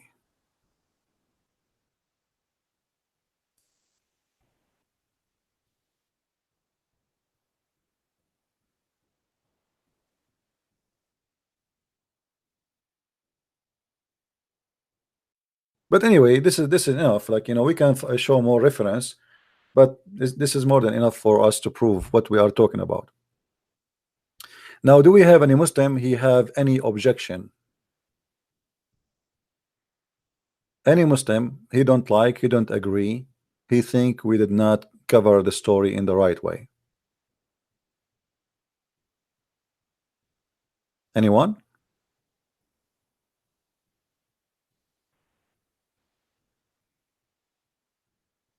Mayday. We continue then. So when Adam commits sin, and he was our first man, he asked Allah for forgiveness, and he said, forgive me for the sake of Muhammad. Allah, like he said to him, he said, like, what the heck? Allah asked him, how do you know? Look, hold on. How you know Muhammad, peace upon him? Even Allah, he says peace upon him. Even Allah, he cannot say the name of Muhammad without saying peace upon him. Do you know this? Even Allah himself, he don't dare to say the name of Muhammad without adding titles. Look, Allah said to him, how do you know Muhammad, peace upon him,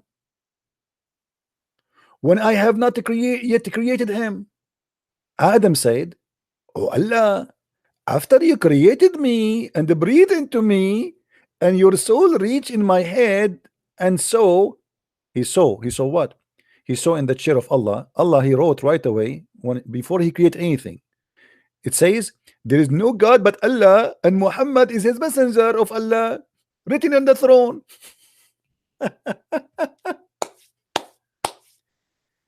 Before Allah created anything, Allah is writing his name and the name of Muhammad in the throne.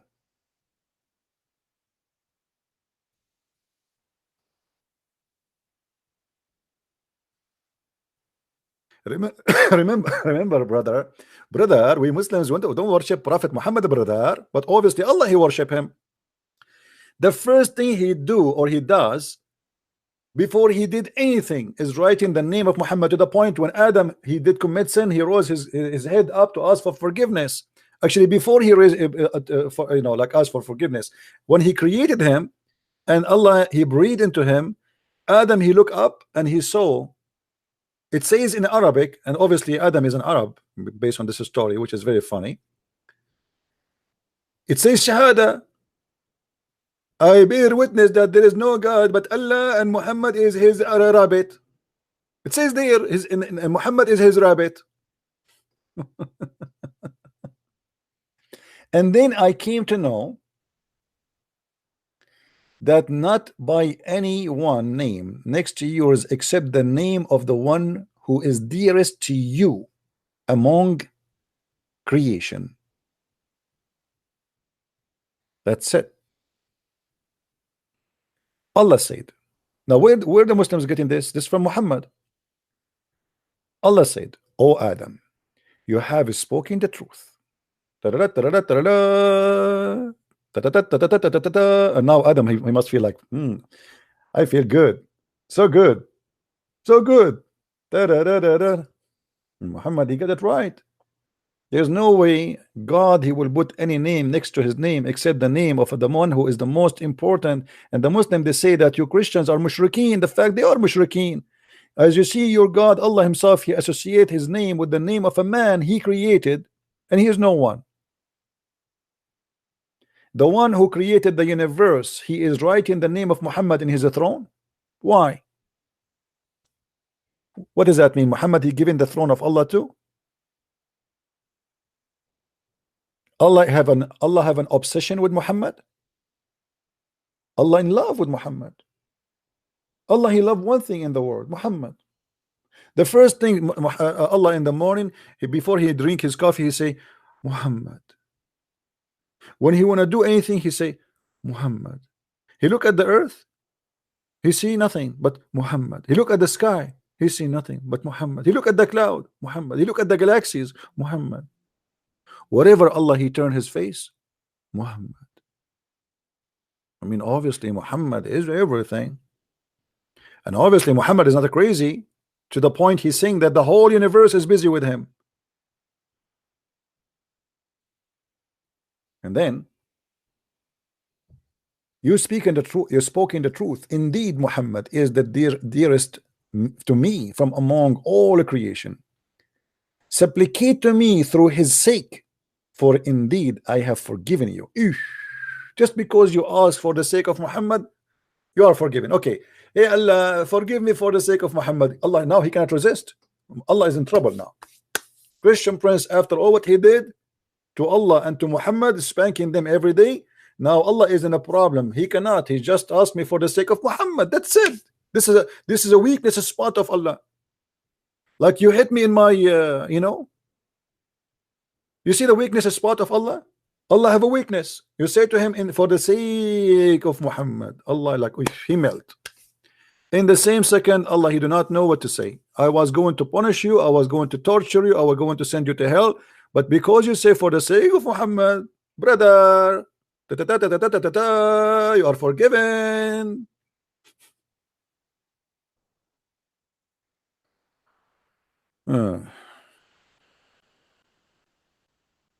This is a prophet and this is religion.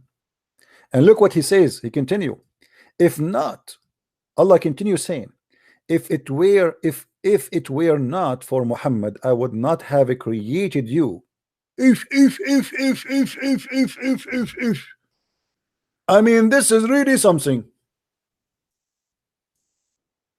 If not, brother.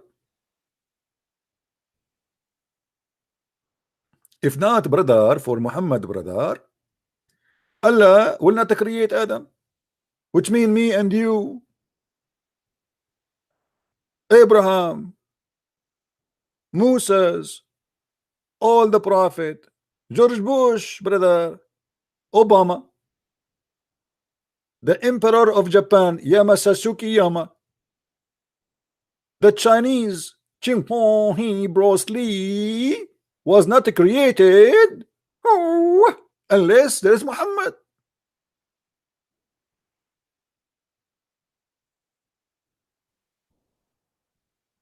I mean, I'm really shocked. That's amazing. That's so beautiful. Everything around us is made because of Muhammad. The TV I have in my room here is made because of Muhammad. Because if not Muhammad, Allah did not create the Japanese. Thank you, Allah. Thank you, Sasuke. If not Allah, He loved Muhammad, we will not have curry from India, because Allah will not create the Indian, brother. So we will not get all the beautiful spices and Indian food, brother. See how beautiful the Prophet. Do you see the benefit of the Prophet Muhammad over mankind, brother? All of India created the brother because of Prophet Muhammad. If not the Prophet Muhammad, brother, people of Indonesia are not created. He do not need them, brother. There's no need for them. But because of a Prophet Muhammad, we have Indonesia now. Brother, the blondie women, brother, the blondie women, those who do the trapteed, brother. Do you, brother, endure the trapteed of the trapteed? If not Allah, believe in Muhammad, brother, all those women are not created.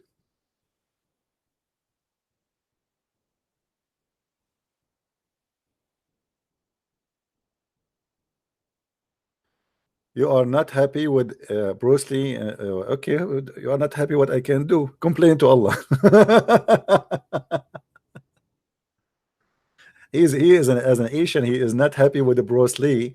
Why you are not happy? I speak Chinese perfectly, my friend. Let me give you a Quranic verse in Chinese.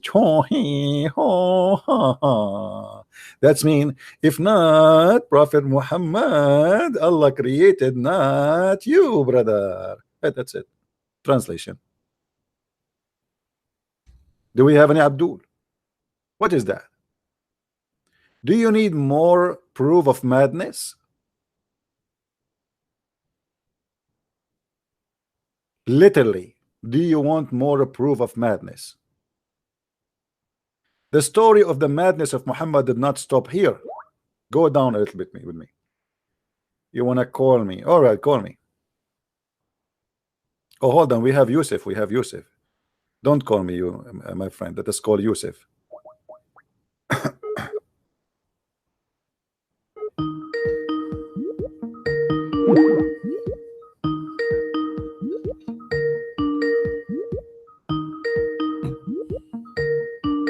Answer, Yusuf. Answer. What happened to Yusuf? Okay, forgot.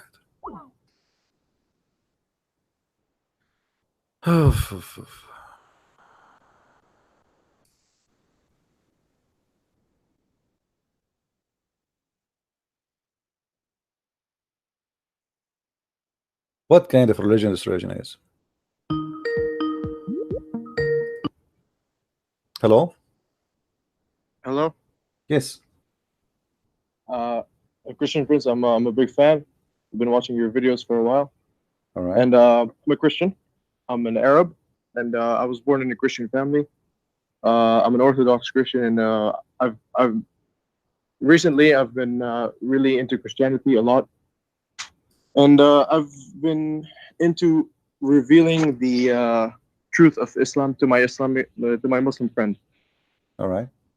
So what I've been trying to do is talk to them and ease my way in, but it hasn't been working out very well, except for this one question that I asked, and not a single one of them knew how to answer it. Who does Allah pray to? Who is Allah what? And who does Allah pray to? Oh, not yeah. a single. Okay. Yeah, not a single one of them knew how to answer. and that amazed me. They don't know who Allah prays to, and they're still Muslims. They don't know who Allah is. Well, the They're first just question you should ask them, who is Allah? Because you see, the Muslims, any question for them is a problem, because who is Allah? They don't know.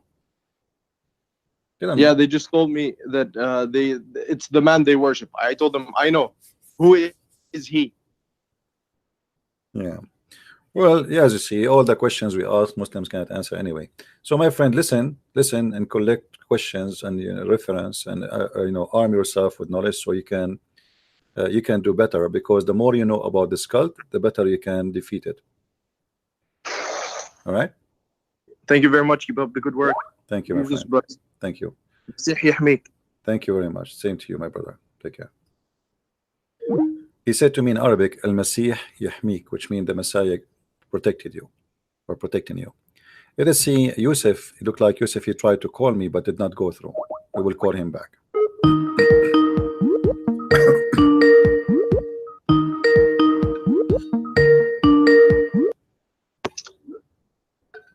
Yes, Yusuf, how are you? How Christian Prince? I'm all right. So what do you want to say to us, Yusuf? I want to say that you are always using the fabricated hadith. This hadith is fabricated by Al-Hakim. This is fabricated By all hadith, right? scholars, This is fabricated yes, hadith. Okay. Hakim, Okay. Hold on. Who mentioned it? Al-Hakim. Hold on. Do you know who is My Al-Hakim? friend. Guys, Do you know who this is Al-Hakim? hadith is fabricated. What about this one? What about this one? Who? Hold on. What Muhammad he claimed. This is Christian Prince. Hold on. When your prophet he said This is that your when your this prophet is read for the- me and translate. When your You prophet he know, said, never are you judge going to hadith. talk and I talk in the same Authentic time? hadith. Listen, let me just talk. When your prophet said, when he is in the grave, You Allah are will talking send, 2 hours. when Allah will send the prayer of the Muslims to Muhammad. Why Allah will send the prayer of the Muslims to Muhammad when he is in the grave? Explain to us. Here we go. The hadith in front of you. What you say? Allah will send the prayer of all the Muslims, which invoked by Muslims, to Muhammad when he is in the grave. Why? Yes, what is the problem? What is the problem? Is Muhammad is dead or alive? Muhammad, the body is his body is dead, but is alive in spiritually by the miracle. All right, guys, his body is dead. Did you hear that? Okay, when you say his body is dead, does it mean his body is going to be disposed? What? His body will become dust in the grave? He is spiritually alive. Yeah, He but is his a- body, this is special his body, form what of- will happen to his body? What will happen to his body? We don't know. What do you mean you do not know? Give me an answer. When a human being, is Muhammad different kind of a human being, or his body will be decayed like same as everybody? It's not like everybody because he is a prophet. Okay, so because he's a prophet, his body will stay there, right? Yes. Okay. So Yes. how the hadith says that Muhammad, when he die, he start farting, and Muhammad, his skin became green, and he became nothing. He became stinky.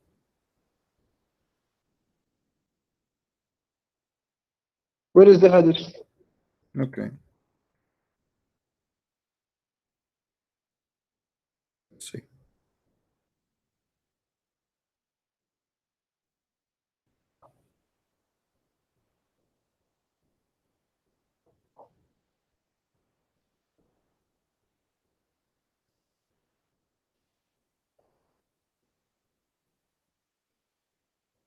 Let us see the hadith.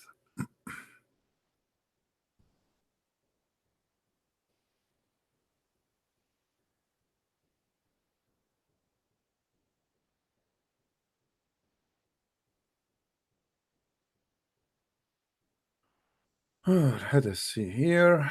I go here.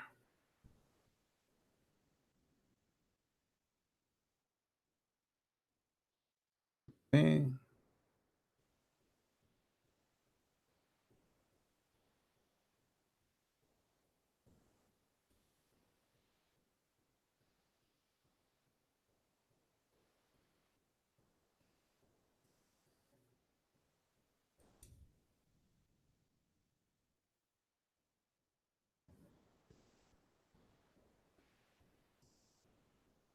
All right. This is the book نهاية الأرب في فنون الأدب المؤلف النويري. Is it authentic or not? It is authentic. It must be authentic. What do you think? Is going to be not? Mm. Okay, hold on. When you Muslim keep saying to us that this hadith is a lie, I mean, My why friend, you Muslims friend. why you Muslim keep saying that you Muslims you lie about your prophet? Why you do that? Why you lie about your prophet? Now no, my friend. let us read. Let us read together what the hadith. Hold on. Let us read what the hadith is saying. Hold on. Let me give me. If the Muslim lie, I will say the others.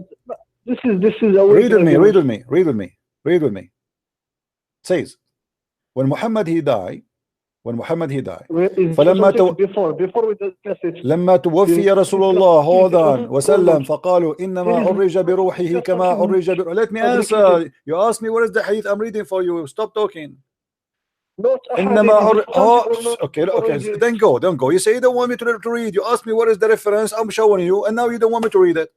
The reference is it what is the point to discuss something fabricated? What is the point? Well, you have to prove it's fabricated, and if it's fabricated by Muslims. That will make Islam more ugly. If it's fabricated by the Muslims, and that make Islam disgusting. Because you are saying to me that you cannot trust Muslim books, you cannot trust Muslims because they are a bunch of liars. This is what you are saying to me. And now you have no proof. Hold on. Do you have a proof that this hadith is fabricated? You know why it's fabricated? Let me tell you why it's fabricated. Let me tell you why it's fabricated for you, because this is very embarrassing. No, my friend. Okay, here we go. Okay. Is Ibn Abbas Ibn Abbas listen is Al Abbas I will make you read it. I will make you read it yourself, and you will laugh at yourself. Okay, read with me. Here we go. Hold on. Stop big mouth. Stop. It says here وقال العباس رضي الله عنه إن رسول الله صلى الله عليه وسلم يأسن كما يأسن البشر وإن رسول الله صلى الله عليه وسلم قد مات إلى آخره. Where is the chain of narration? Where is the chain of narration to the prophet? My friend, what? No relation of what? You see how this is weak. If you want to narrate a hadith, you have to have the narration. He take it from where to the prophet. You cannot just prophet say. Look what they are saying. They are saying that this is a true story. Ibn Abbas. They are saying this is an ikhbar. This is a news coming from Al Abbas. But it is not confirming what happened. It is just a news of what happened, which is the same. I mean, this is stupid. And here you will see that it says listen. It says that your prophet he قد أسن and he يأسن كما يأسن البشر. He stink. So if you are saying to me that those hadith are made by Muslims who they are liars, well, thank you very much. You Muslims are a bunch of liars. Same time. Let me ask you. Same time. Why you bury Muhammad after 3 days of his death? Why not? Why you bury him if his body will never be consumed, will never be damaged? Read it. Leave him out. So let the whole world see the miracle, the amazing miracle. If Muhammad's body will never be damaged, that will be amazing, and the whole world will believe in Muhammad that he's a messenger of Allah. Leave his body out. They bury him after 3 days because he stink. The Muslims, they believe Muhammad in this hadith. He's saying the truth. They believe that he was saying that the body of the prophet will not be damaged and they will stay in a good condition, so they didn't bury him. But after 3 days he stink, and that's why they buried him. Otherwise, and look here you are escaping the 2 points. First of all, he claimed that his body will never be damaged. Number 2, he claimed that all the prayer of Muslims will be supplicated to him. Why? He is Allah. Yes, spiritually, and not his body. Why your prayer will go to him? Why your prayer will go to Muhammad, not to Allah? Do you know why? Why? What is the problem? You tell me why. I mean, come on, tell me this. Is he God, or how a man can review a prayer of 1 billion Muslim? Do you know why? How he can do that? Don't tell me. Tell me. You keep asking me. Do you know why? Tell me why. And how a man Because you can are- review? There is 1 billion Muslim. They are praying, saying Allahumma salli ala Muhammad, etc. Every Friday. How Muhammad know can what? read all the prayer? Can I answer or not? Go ahead. If God tells you to do something, do you do it or not? So you are saying that Allah, he decided to hire Muhammad to review the prayer? If Jesus or any God tells you to do this and this, do you tell him why I I'm will do asking it, you, or do it? are you saying Allah is the one who made him do that? Allah command the Muslims to pray and No, to this is not the send question. blessing This to is not the Prophet. question. This is not the question. This is the, Listen, you are saying Muhammad, why he's you- saying, no, because this is not the it's question. coming This from- is not the question. The question is, Muhammad is receiving the prayer of the Muslims, not Allah. Are you saying to me that Allah, he decided to give the prayer of all the Muslims in the world to Muhammad, not to him? Why the people pray to Muhammad? Why? You answer me. He is God? Why? Because Allah, Why the prayer? So what? Because Allah clearly commands. Where If Allah where command Allah? you to pray and No, send you see, blessing to Allah, he Muhammad, no, you see, you are not listening. Allah, he command you to pray for Muhammad to Yes. him. Okay, thank you very much. So you pray for Muhammad, asking Allah for Muhammad. Okay, wonderful. Now the prayer is not going to Allah, pray, it's going to blessing, Muhammad. pray, The it means question, no, blessing. this is not the question. The question is why the prayer is not going to Allah, instead it's going to Muhammad. If Muhammad is just a man and he is now in the grave, Yes. how the prayer will go to Muhammad?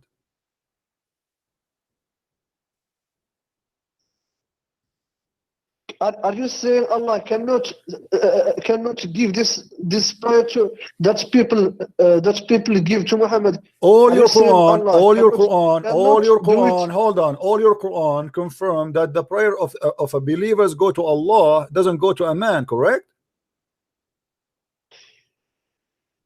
When you Muslim, when you Are pray, you saying when Allah you cannot- Muslim, don't tell me are you saying. When you Muslims you pray, your prayer go to who? You go to the pocket of Muhammad or you go to the table of Allah? Allah tell us to pray and send This is blessing to not the Muhammad. question. It What's is the wrong kind with of you? also- Don't make me This is hang the up on answer, you. I'm my losing friend. my patience. This is not the question. The question is why the prayer going to Muhammad. I'm not asking you if he asked you to pray to Because Muhammad or Allah not. says so. Why the prayer will go to Muhammad? Allah Where says he so. said so? Where he said so? Where? Show me. Pray for Muhammad. This is what Pray he for said. Muhammad, So but if you no. say Okay, hold on. Are you saying when the Muslim they pray for Muhammad, they are praying for Muhammad and they are bowing down in front of Muhammad and they are worshiping Muhammad, and this is why the prayer of to Muhammad going to Muhammad? my friend, if you are praying to Muhammad, Allah will give you more benefits. It's not. It is benefit for you and not is benefit for Allah or for Prophet. Okay, guys, did you hear Because this? Prophet Did you is hear in this? Did you heaven. hear this? If you pray for Muhammad, Allah will give you more benefit, which means praying to Muhammad is more important than praying to Allah, because Muhammad is the true God. Allah is just an assistant for Muhammad. He is more My important. friend, Just what you just said. If you pray to Muhammad, Allah will give you more benefit. Let me explain.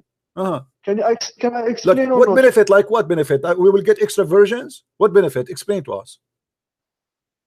When you pray to God, did you get the benefits or not? The benefit My will be benefit, my hereafter. benefit in Christianity is different from your benefit. Your benefit in Islam, Allah will make your penis long.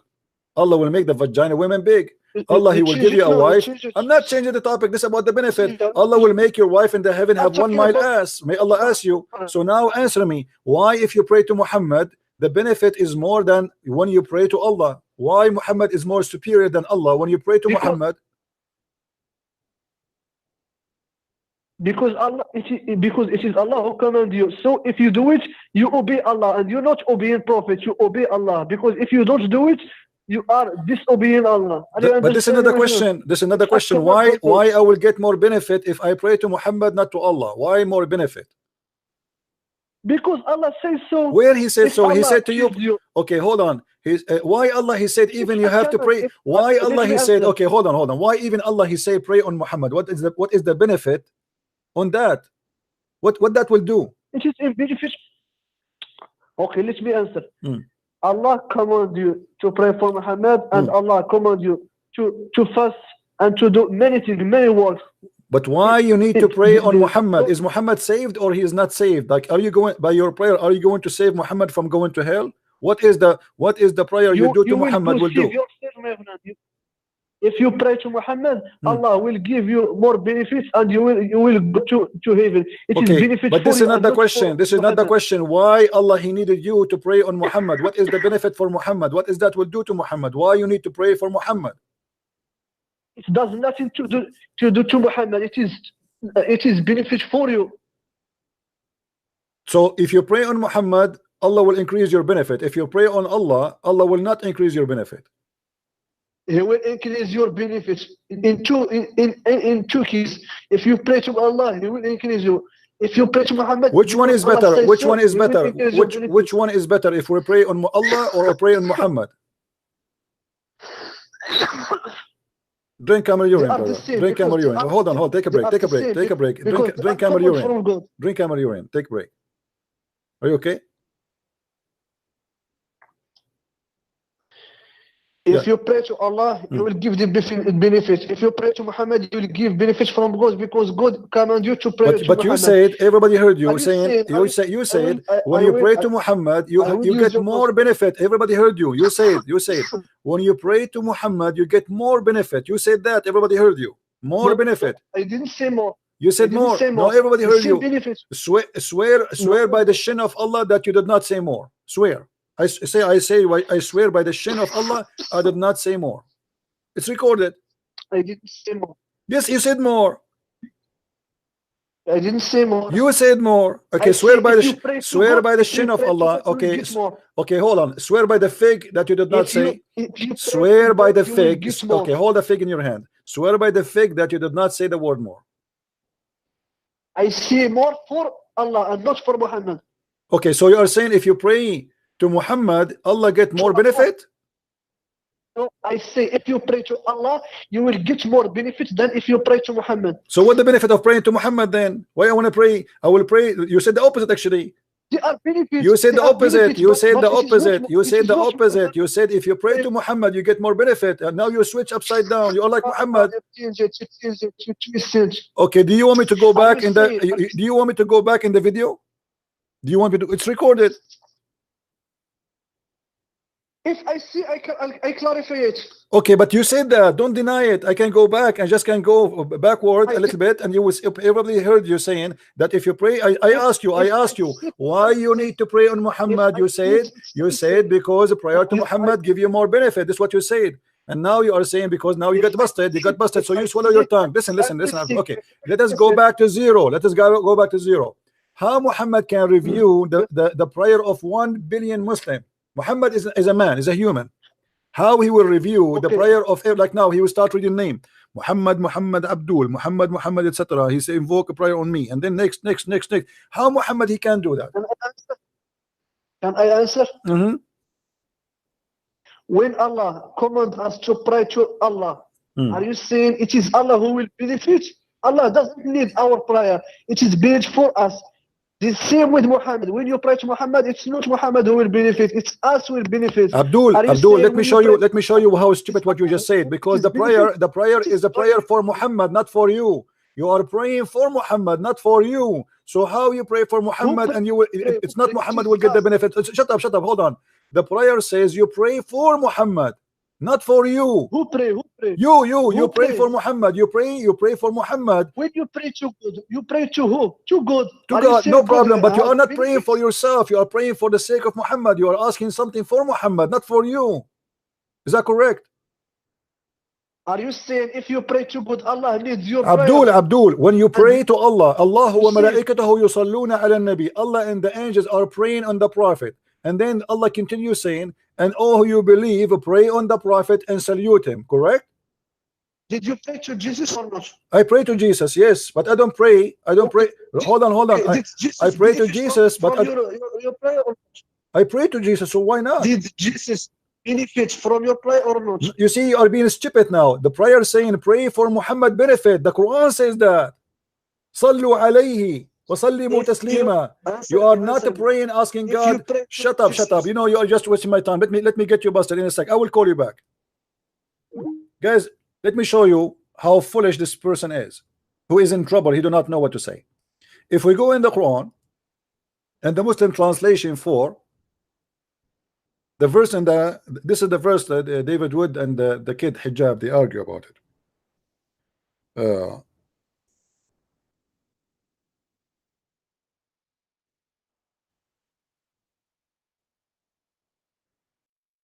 All right.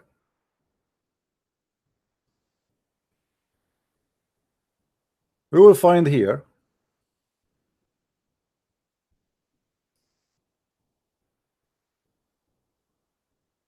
إن الله وملائكته يصلون على النبي. Translation, so we can love together.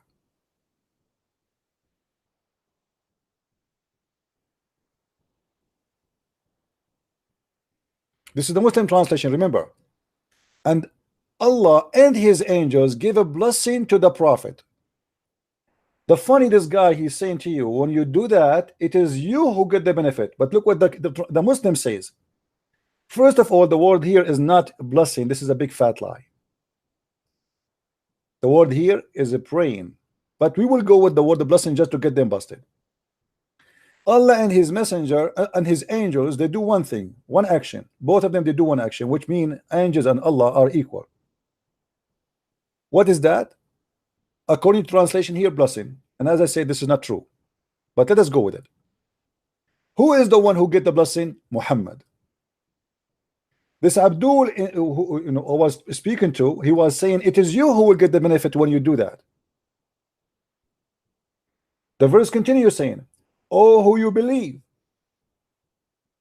call for a blessing on him. Who is the one who will get a blessing? Him. And greet him and salute him. So who is the one getting the benefit of this? It is him. And look what happened here. This is a great example of Muhammad being mentally ill. He made God, angels, human, mankind, everybody have one job to do: praying on him. Who is him? Muhammad. Who will get the benefit of the prayer? Muhammad. The whole world is doing one thing, but here we have a problem, stupid problem. If Allah already he blessed Muhammad, if this is here blessing is correct translation as they claim, which is false. If Allah already gave a blessing to Muhammad, do Muhammad need the blessing of the angels and the blessing of the believers? Absolutely false. Because if I am blessed by God, that's it, I'm blessed. The rest, they will ask God to bless me. Angels cannot bless you. Human cannot bless you. Your mother, your parent cannot bless you.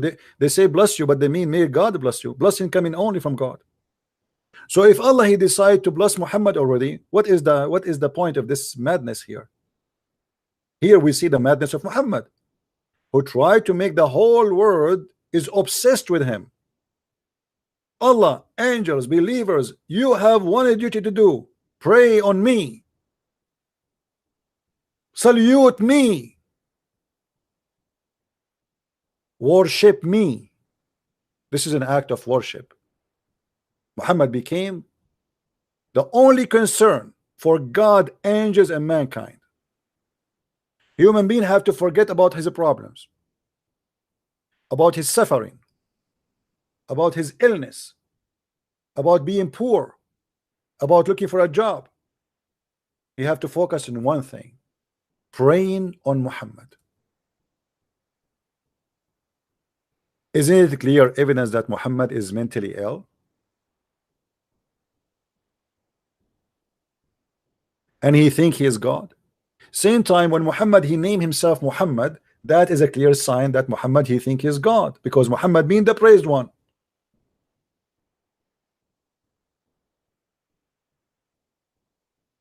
So he was lying to us, saying that when you pray to God, who get the benefit? You. It's not God who need the benefit. This is not true. Here the Quran have different meaning. It is the benefit goes to Muhammad. Allah pray for Muhammad, angels pray for Muhammad, believers pray for Muhammad, and this is all translated by you as a blessing will be sent to Muhammad. So don't lie to us and say this is a benefit for you. It is for Muhammad.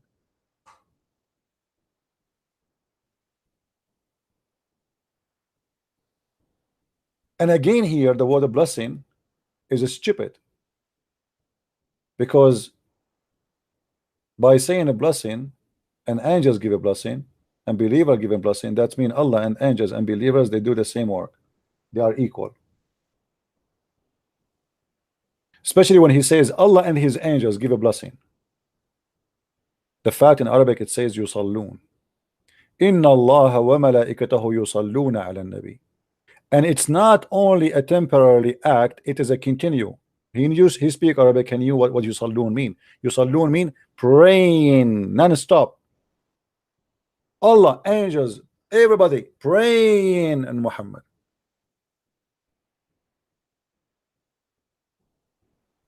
Muhammad always is the center of everything. God have nothing to do except him. Even when he have a fight with his wives.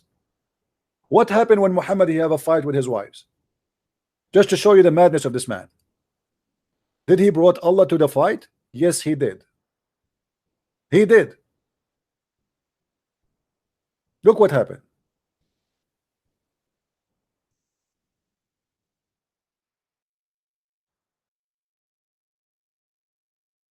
In chapter 66,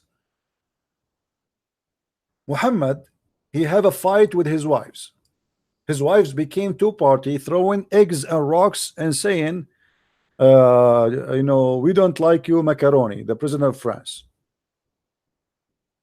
It says, if you repent to Allah, if you repent to Allah, but they did something wrong against Muhammad, supposedly they're giving him a hard time. But look what happened. How Muhammad he put the nose of Allah between him and his wives. He used Allah for anything he wants for his purpose. If you repent to Allah, repent, what happened? They commit sin, because Muhammad, you cannot go against Muhammad. If you repent to Allah, then your heart have listened. But if you band together against him, which means back up each other, then Allah is his ally. Who is the ally of Muhammad? Allah. And Jibreel. Jibreel is involved too. Muhammad, he have a fight with two women, they are 5 foot tall, and they are his wives.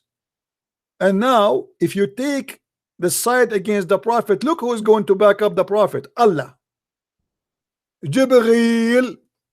And not only that, and every righteous believer. And in addition, because this is not enough. This is not enough, man. Allah, Jibreel, and 1.4 billion Muslim is not enough to fight two women. They are 5 foot tall. This is impossible. They are very strong. In addition, the angels will assist him. If. The whole universe is busy with the fight between Muhammad's wives throwing their shoes at the Prophet. Who's left? FBI, CIA, KGB, CNN, Fox News, you name it. Everybody in the world is busy. We, the whole universe is going in chaos. Why? Because the wife of Muhammad, they have a strike against him. Two women, they are 5 foot tall. They are threatening everything Allah established. To the point we need the assistance of all the angels, all the believers, and Allah and Jibreel. By the way, did he win? And you are telling me Muhammad is not mentally ill? With such an army, you can destroy the universe, my friend. If Allah is God, I mean, who need the rest anyway? If Allah he back me and he is God, who need Jibreel? Who need the believers? Who need the angel? What this guy is talking about? And by the way, the one who said that sentence is Umar ibn Khattab. Umar, he said exactly the same, and the verse came exactly the same. It is Umar who fabricated this verse. And Muhammad, he liked it, he copied it, he posted it in the Quran.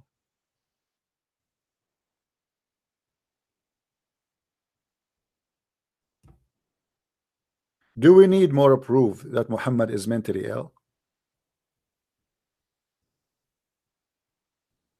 It's clear. I have a fight with my 2 wives, and then what? Allah, angels, Jibreel, believers. What is that is about? What the heck is this? He's using the name of God in vain.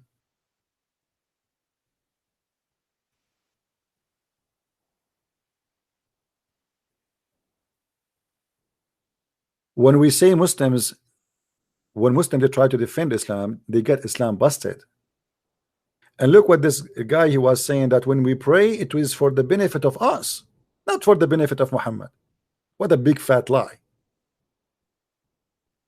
Send a blessing to him. This is your translation, which is a lie too.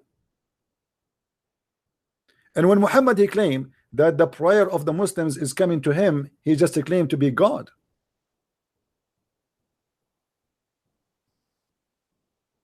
Among the most excellent days of your days is a Friday.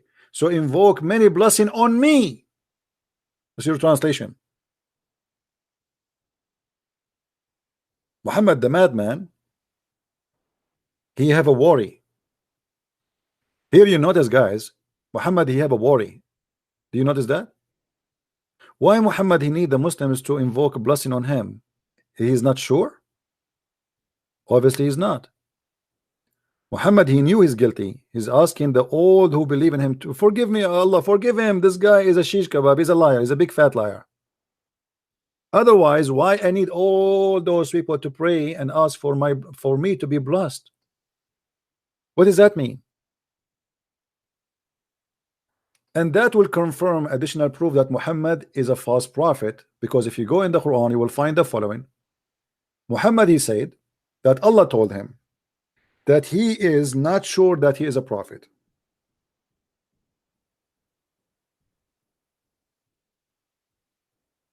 Chapter 9 verse number 94, it says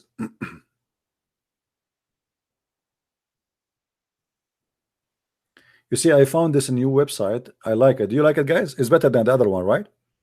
The translation does not have many options of translation, but it does the job.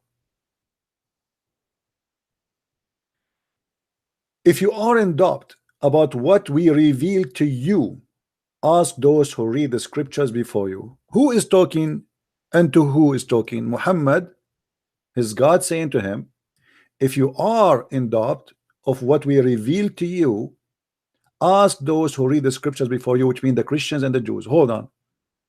Why Muhammad is God saying to him, if you are in doubt?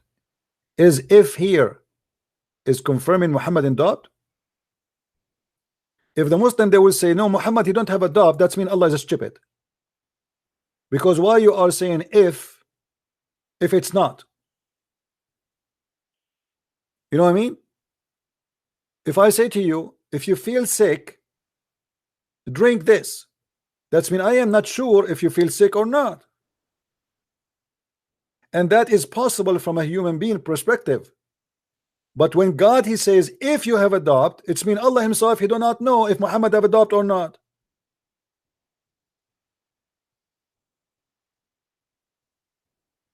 Guys, do you understand what I'm saying with my funny English? Do you understand what I'm saying to you? When God he says if you are, that's mean he is not sure if he is. That's mean the one who made the Quran, he cannot be God. Secondly, if Muhammad not have a doubt, what kind of a question that question is? It's silly, it's stupid, because if Allah he knew he'll have no doubt, why he's saying that to him? Number 3, how he said to him, go and ask those who read the scriptures before you, which mean the Christian and the Jews. If you are saying to the followers around you that those people are corrupt, they corrupt the Bible, how the corrupt can be witnesses for something truthful? You know what I mean? If the Christian and the Jews they are not following the true guidance, how the one is misguided can he be your guidance? Because you are asking him, Muhammad, Allah asking Muhammad, if you don't believe you are a prophet, go and ask the Christian and the Jews, which means they will guide you to the right answer. So how the misguided, the corrupt, the kuffar, the infidels, the one who don't believe anymore, who Allah will send them to hell, is going to guide you, Muhammad? Have you ever heard of a stupid religion more than this? And this is why I say to Muslims, every single verse in the Quran is a disaster. The difference between us. Hello? Call me again. I think I think it's a Muslim. Call me again, my friend. I will call you.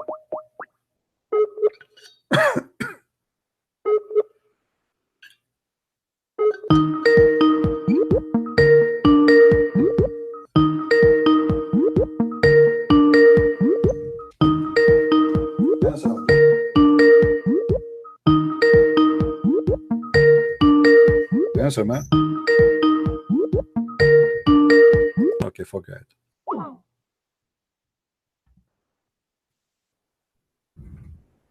If this is God talking, who is the idiot then? If this is what you call God wisdom, God words, what is the stupidity then?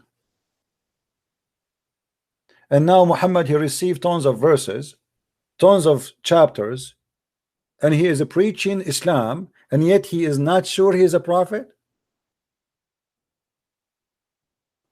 And that will make us go to the very clear proof that Muhammad is suffering from mental illness.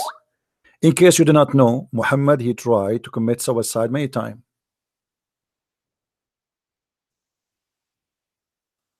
He tried literally to throw himself from the top of the high mountain many times. Let us get the reference and see if this is true or not.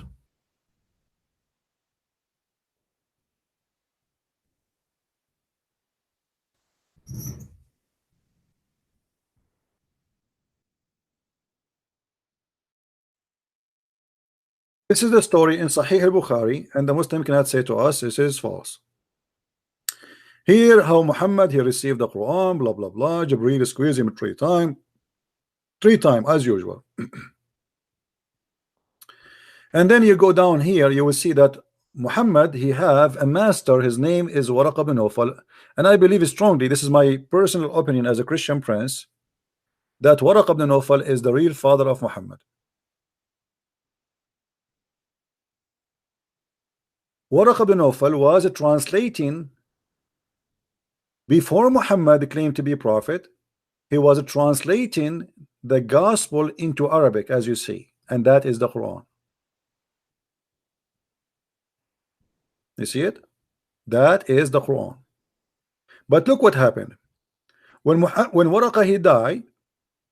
The divine inspiration stopped coming to Muhammad, and that here will raise a question mark. What the divine of God, divine inspiration of God, have to do with the death of a man like Waraqa? Who's Waraqa? Why God plan will stop because of the death of Waraqa? Simply what happened here, Waraqa he died, and Muhammad, he don't know what to do until later he come to the idea of getting the book which Waraqa he used to have, and he got it. And then he will see, after Waraqa he died, Muhammad, he became so sad, as we have heard that he intended several times to throw himself from the top of the high mountains. Several times. We need more proof that Muhammad is suffering from mental illness. You see, suicide act has a reason for it: depression, losing hope, madness, chemical balance in the brain. What is the reason for Muhammad to do suicide act? What happened? What exactly make him even think about it?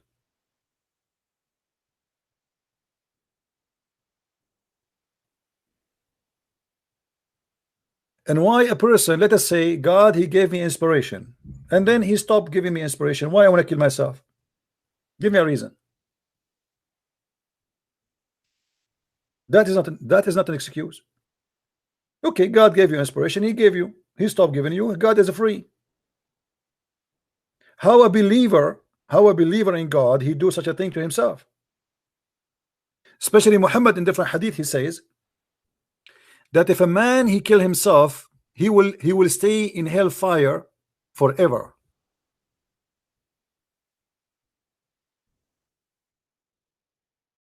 How you say to your followers that the one who commits suicide, not suicide bombing, by the way, because suicide bombing is not suicide to kill yourself, it is suicide to kill others, so it's different.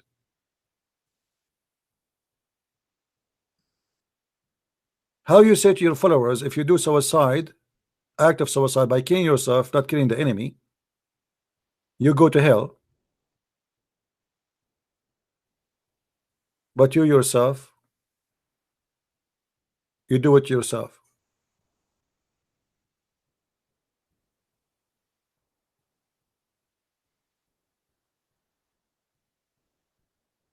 Even Muhammad, he said that a person he killed himself by poison. He said that this person will stay in hellfire and he will drink his poison every day. Let me try to find the hadith.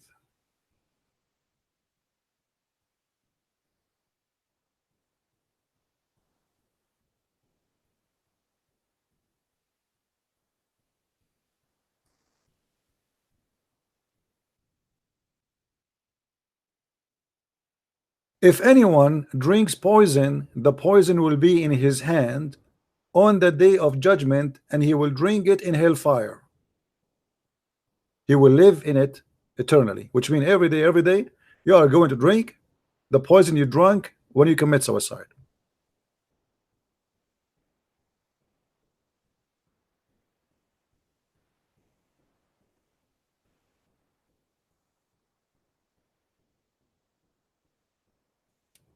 By the way, there is here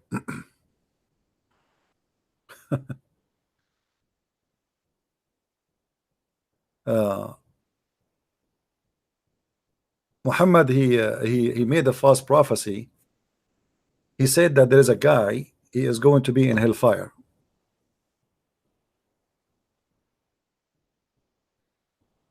He said this man is from people of hellfire, because at that time when Muhammad he said that, the guy, he was not a Muslim. The man, he was not a Muslim. Let me see if I can find the hadith in English.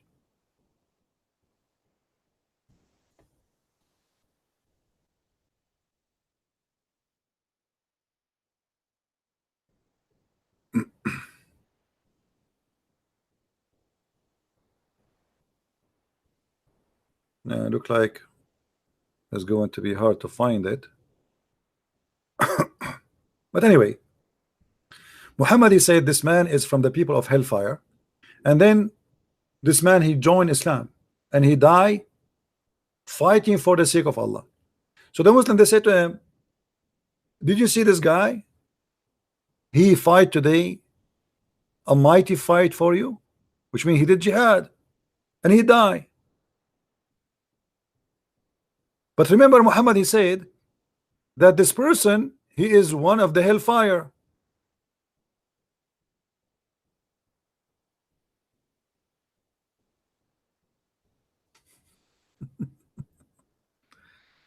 Anyway,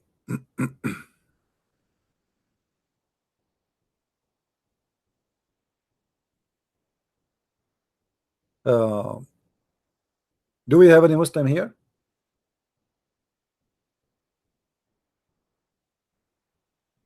Here, by the way, Muhammad is teaching the Muslims that in the hellfire you will sit in a chair made from fire.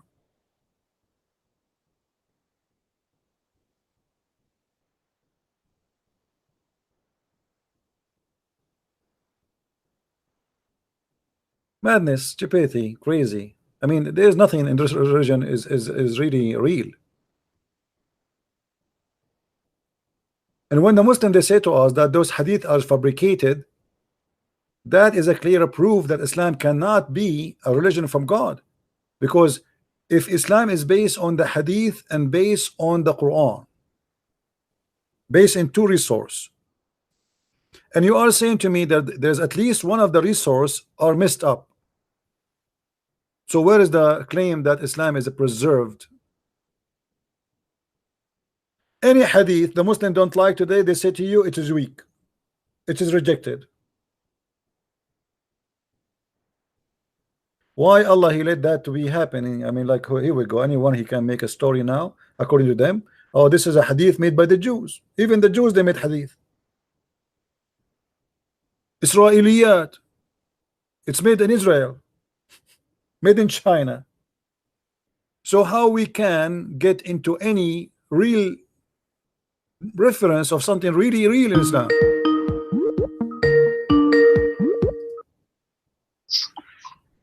Yes, Yusuf. Why you are lying? Why? What? Why you are lying? About what?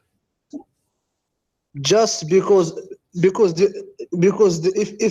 you are saying because they are weak hadith, so the Islam and that is false. Yeah, because The how you Muslim know where's Let me what is the answer. right story Are if you are saying to me and you are not telling me. Let me answer. I The thought you asking Muslim me a question. scholar, they have the methodology and they have the methodology to know which hadith is weak, which hadith is authentic. Okay. So Okay. it is you. Is the you cannot say is the to know Muslim which scholars are hadith is human? authentic, which hadith is Hold weak. on. Is the Muslim scholars are human or they are God? They have a methodology, my friend. Okay, no problem. Is it possible that for those based on that methodology that they might do wrong and make it they agree it is correct? Is it possible? Or they are No, infallible? because the methodology is what? When your scholars they say something, let us say they say that this hadith is sahih. Is it possible that this hadith is not sahih? Yes or no? No, if it is said sahih, it's okay. sahih. So why Because- each time I because- show you? So why because- each time I show you a hadith that says sahih, you say to me it's not sahih? You never show me something. I hadith. show you tons of just show them. me Okay, hold on. book Okay. Did your prophet wear his wife clothes in the sahih hadith? Yes or no? You are just lying in this. It is. I will expose you on this hadith. Okay. Did This he hadith. What is the word used in Arabic? mart? Mart. You know what is mart? You Do tell, you know what is tell me, mart? I'm listening. Go ahead. In Arabic, it is not just for women or for man. It is used for the both. I challenge Really? you to show me that not much used to just to the woman. I challenge you.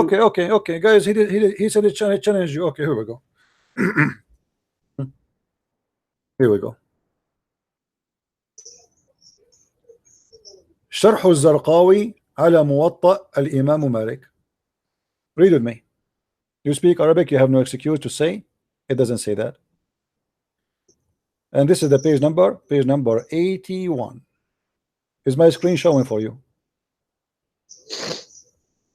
Yes. Okay.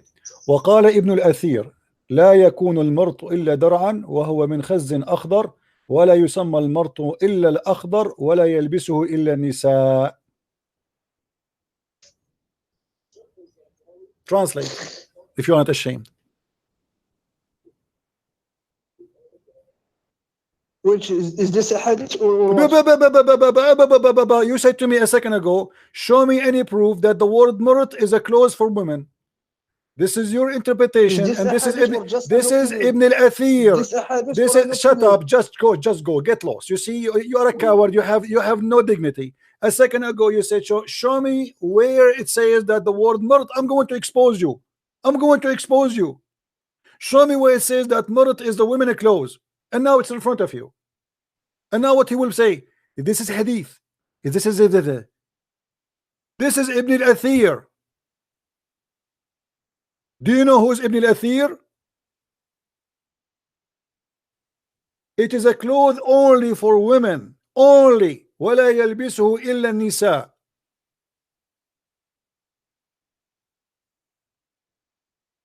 I'm showing you the book name, the page number, the scholar name, and this is what agreed upon.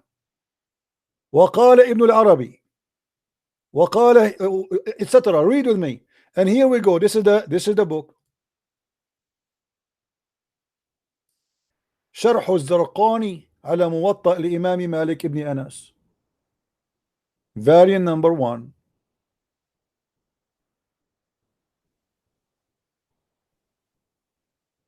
You see, it doesn't matter what you show them. They will play the game that this is weak. It doesn't matter. They are like rabbits who they are jumping from place to place, and until you hold them from their ears. When you say to me, show me, I challenge you. The word murt does not mean clothing. If we go to the hadith, we will find that the word murt means clothing. Here we go. Read with me carefully. And this is Sahih. Sahih.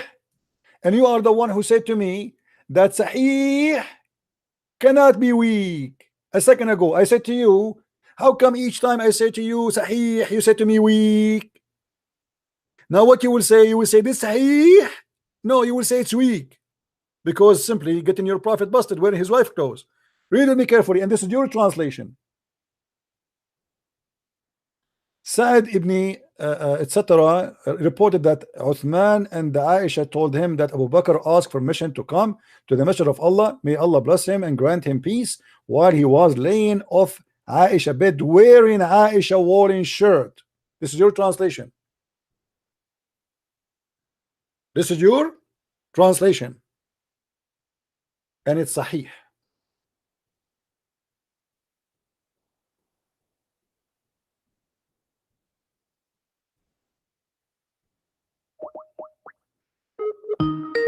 Let's call him.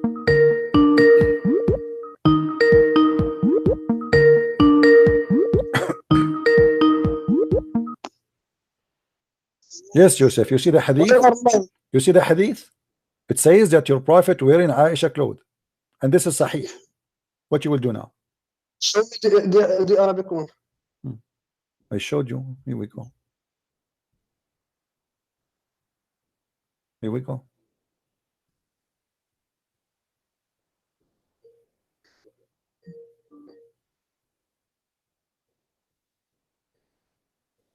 What you will do now?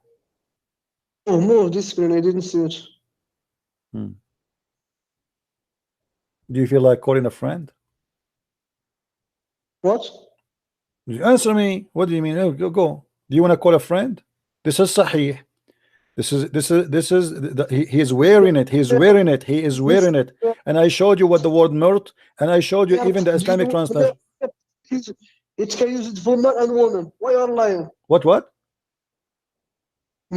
It is for women and men. It uses for the both. It's for men and women? For men and women? Yes. Okay. Yes. Okay, read with me. Read with me. Here we go. Read with me. وَلَا يَلْبِسُهُ إِلَّا النِّسَاء. Do you see it?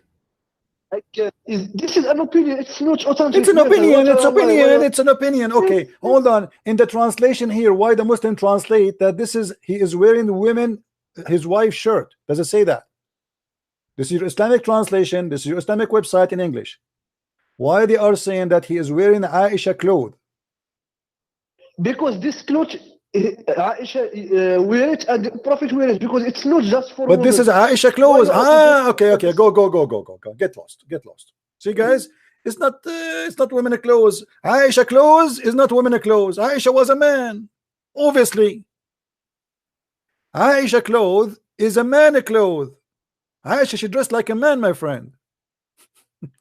You see how they lie?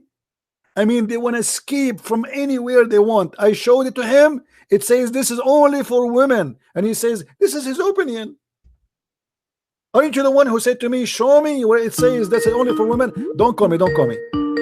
I'm done with you. You're a potato. You're a potato and you're a coward.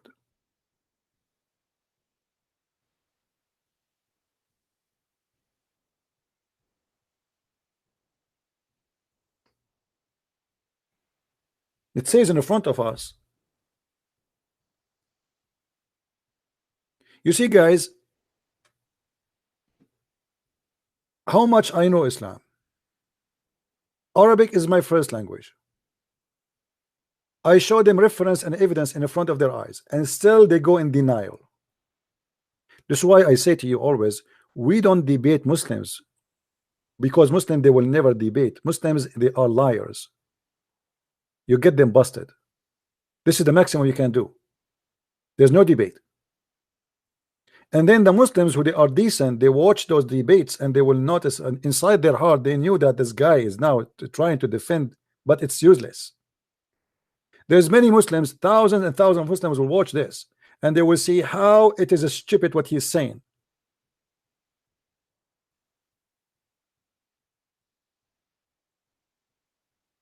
And how they try to run away from what is shown in the front of their face. You see, one of the reasons I don't like those you know, speaking corner, like a speaker corner. I mean, it's people are shouting and nobody's showing anything. I mean, like you say whatever you want.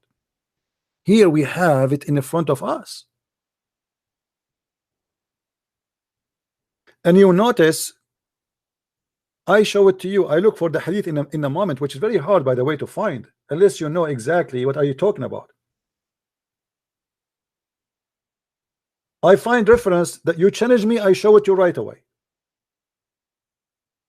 The Muslim cannot do the same. They have no idea what Islam is about. They are just big mouth, and this guy, he is going to defend Islam no matter what you say, no matter what you prove, no matter what you show him.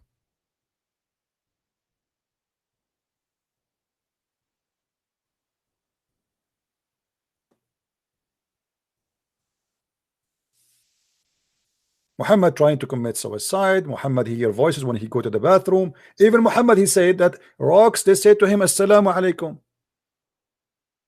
Have you ever heard of a prophet, rocks say to him, Assalamu alaikum?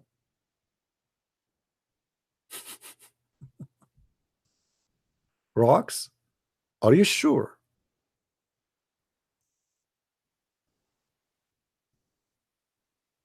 Rocks? You walk in the street, Muhammad, you hear rocks saying to you, Assalamu alaikum? And you are telling me your prophet is not mentally ill?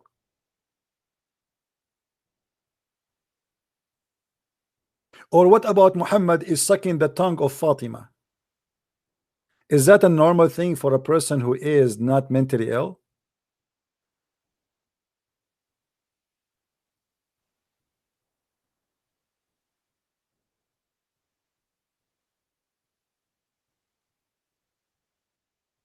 Maybe we should continue with this topic in the coming broadcast tomorrow. Maybe we have too much information in one day. Guys, do you have a headache? Did you enjoy today? Did we have a good time? This is our free school.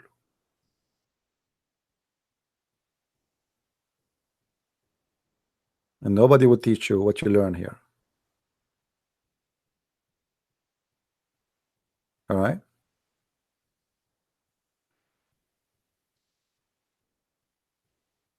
There is, you know, there is one thing the Muslims cannot play with. That when the truth shine, nobody can cover it. You can lie as much as you wish. The more lie you create, the more things will be ugly for you. Nobody can defend anything by lying. Maybe temporarily, like when this guy, the kid, teenage youth, hijab, he was making fun and mockery. He thought he's making mockery of David Wood, but the fact he was making mockery of his prophet. He was making mockery of those who believe that Allah have hands and Allah have leg and Allah have foot and Allah have shin. But this is the Quran and this is the prophet. You see, Muslims, they have a low IQ, and now they spend thousands of videos just to explain why hijab, he said Allah he pray on, oh sorry, he pray for, not to, which is supposedly is different. And this guy, he called us, he agreed that Allah is asking the Muslim to pray on Muhammad, and but he in the same verse it says Allah he pray on Muhammad too. It's a stupid religion. Many of you love really what I do because of Muslims, not because of me. Yes, Yusuf, why you are calling me again? What happened? I challenge you. Go to the Arabic dictionary Al-Ma'ani and search for يصلي على. Is there a difference between صلى and صلى على or not? There's different. صلي على different. Go to. Are you Arabic? Abdul, listen. You know, do you know? Hold on. Let me hold on. Let me show everybody. Let me show you everybody that I will give you today a additional certified donkey. I want you to tell me what the word صلى على mean. In dictionary, he says. No, tell me what you think. Yes. Tell me the correct answer. Doesn't matter who. Dictionary, you, Allah, doesn't matter. Tell me what صلوا عليه or Allah, he pray on him. What does that mean? Blessing and dua. Okay, let us go with you, and everybody will be laughing at you in a second. Guys, he said it is a blessing and supplication. Blessing and dua. Dua mean you supplicate to Allah. If Allah is doing supplication, he supplicate to who?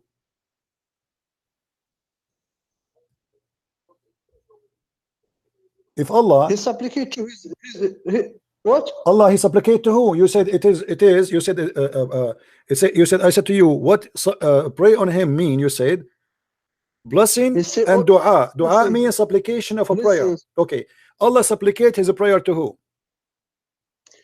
In this verse, it means blessing. Okay, in this verse, his blessing. Okay, I will go with you. Read with me carefully. If Allah, he sent his blessing, who need the blessing of the angels?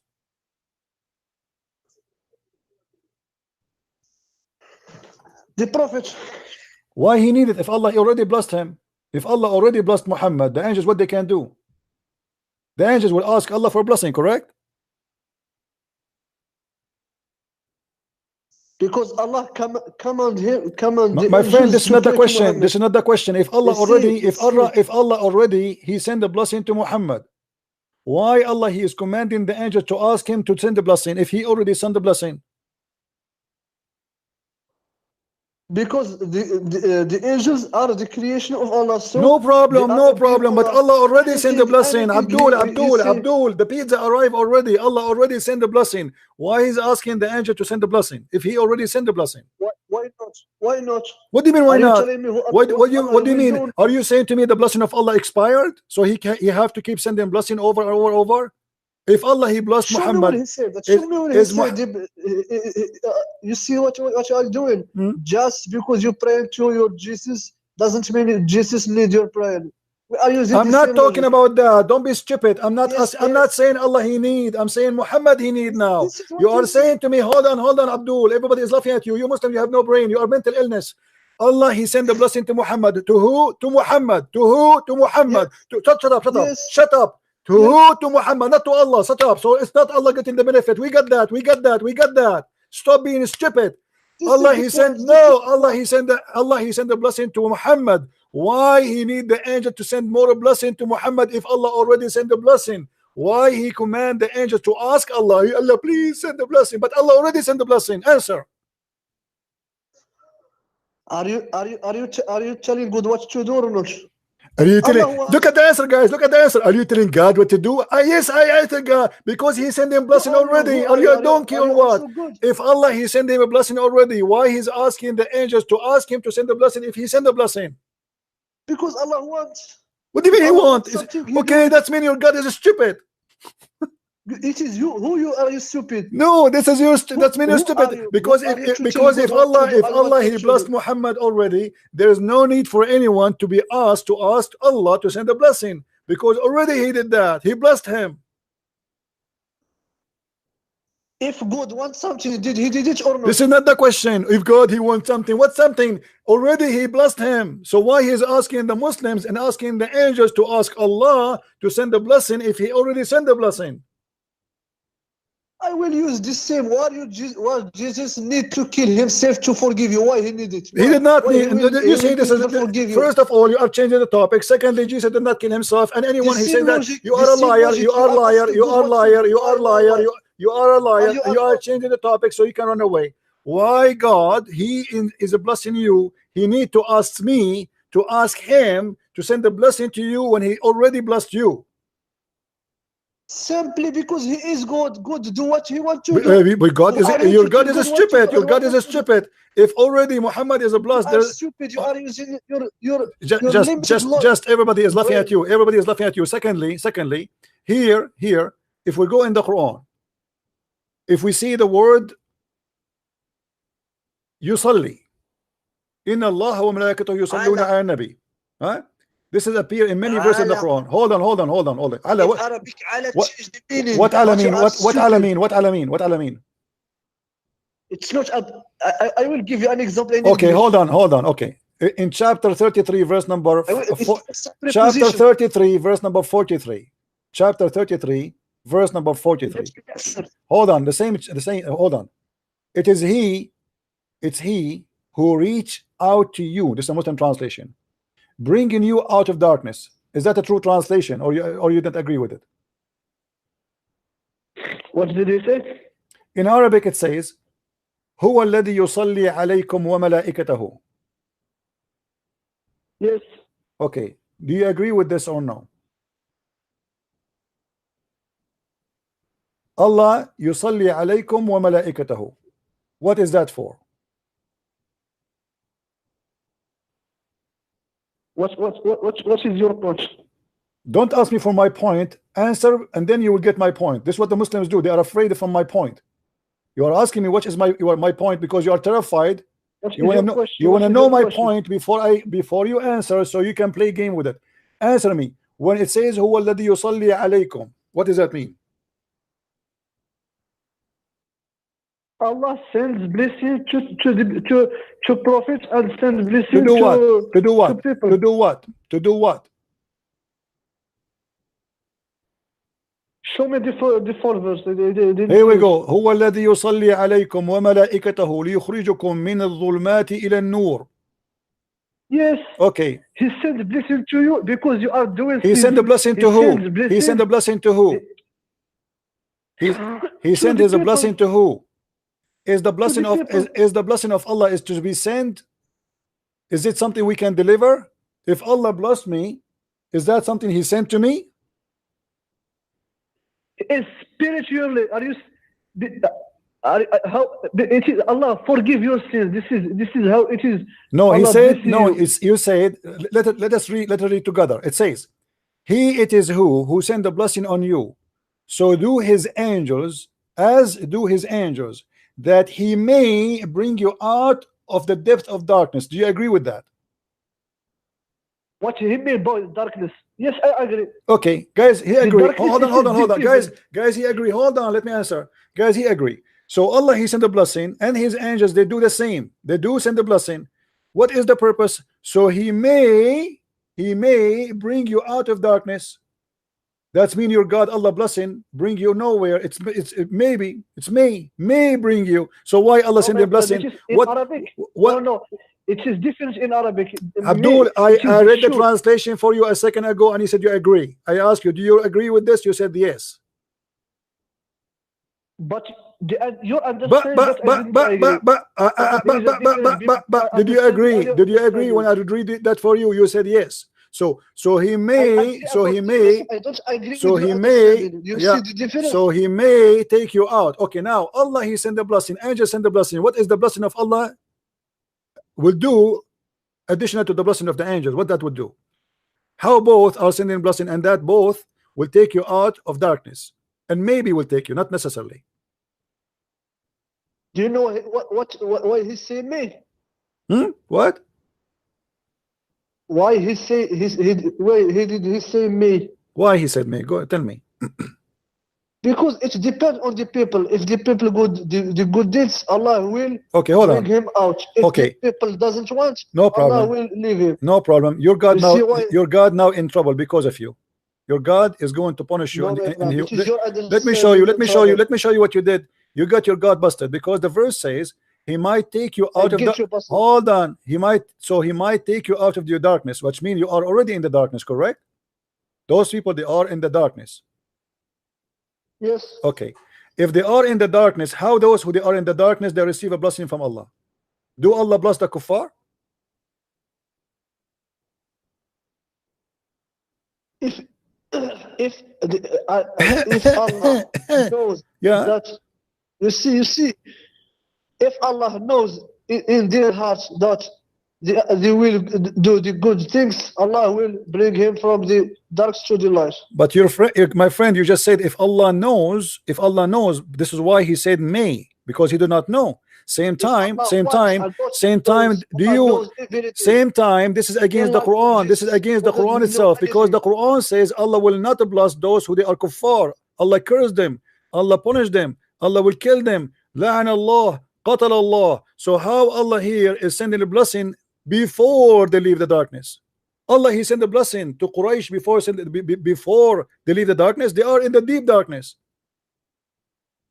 The only interpretation for this, that Allah he pray, and this is what it says in Arabic, that it is he who pray on you, and the angels they do the same. So may you became out of darkness. He pray, because if he send in a blessing and already they are blessed, that means he do not need anything more. They do not even need guidance. They are blessed already. I am a blessed only if No, I follow friend. God. Let me ask you, are you blessed if you are a kafir? Yes. Shut up. Guys, he said, yes, I'm blessed. So I will go to heaven. I am blessed even if I'm a kafir. You are stupid. You know why? What a Do you know blessing why? mean? What a blessing Just mean? What a ask- blessing mean? Okay, hold on. Plus, What is a blessing? mean? What Allah? What is the code to go to heaven? What? Because if you are blessed, What is the true a condition blessing, to my go to friend, heaven? the blessing is God, No, Allah, is God watch what I'm agreeing saying. with what you do, You who you believe in are. Allah and you do the good works. Yeah. The Just good go, deeds just go. Let your mom call me. I want the man of the house to call me. I want the man of the house to call me.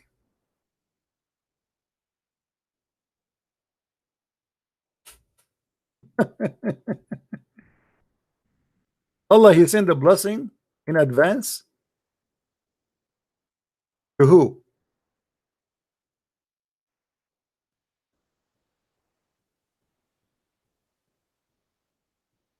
You know? No, don't call me. We are done. That's it. Everybody's laughing. And you will notice here when the verse saying that he may, that makes sense that this is about praying. So here, this is the real meaning of the verse. The word here, it is he praying on you. The Muslim, they fabricate and they say blessing, praying. And now that makes sense. And the angel, they do the same. And because it's a prayer, so maybe that will bring you out of your depth of darkness. Do you see it? But if you with the word blessing, that will be messed up. Muhammad always he do poo-poo. He is not sure if those people they will accept him or not. He says Allah he pray on you, so as the angels. So maybe he bring you out of your darkness. He's not talking to believers. Because if those are believers, then why they are in the depths of the darkness? They are in the depths of darkness because they don't believe in Islam. They don't believe in Allah. And this is all is against the teaching of Islam. If we go in the Quran, we will find ton of verses saying that Allah curse those who don't believe. You don't bless them. Allah even curse a woman if she don't go to the bed of the husband and she's a Muslim. Even for that silly reason, Allah he curse you.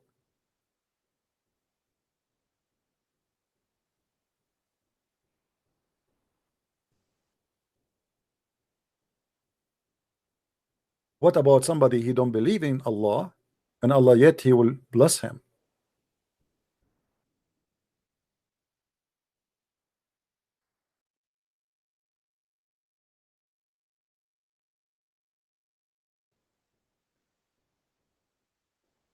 Allah has cursed the disbelievers and has prepared for them the place.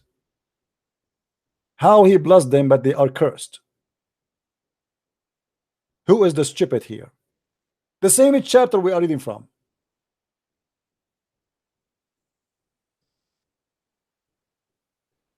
The same chapter. The Muslim, they fabricate the translation. They say it's mean Allah, he sent the blessing so you may go out of darkness. What does that mean? They are cursed wherever to be found, and kill them and slaughter them.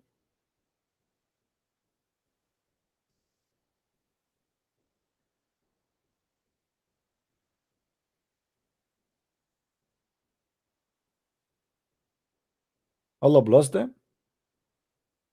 Allah will make them barbecue in the fire. The day when their faces are flipped into the fire.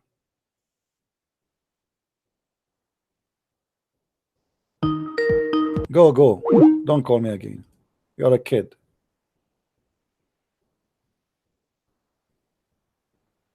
This is how stupid this religion is.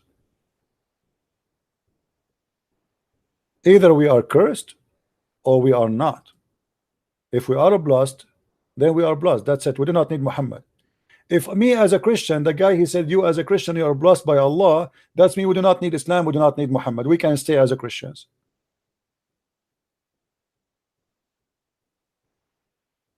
In chapter 5, verse number 78, don't call me kid.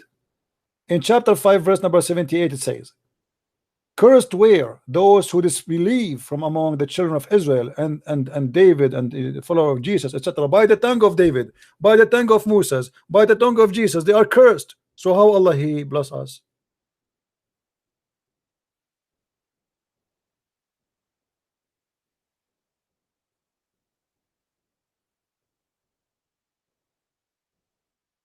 Do you see it?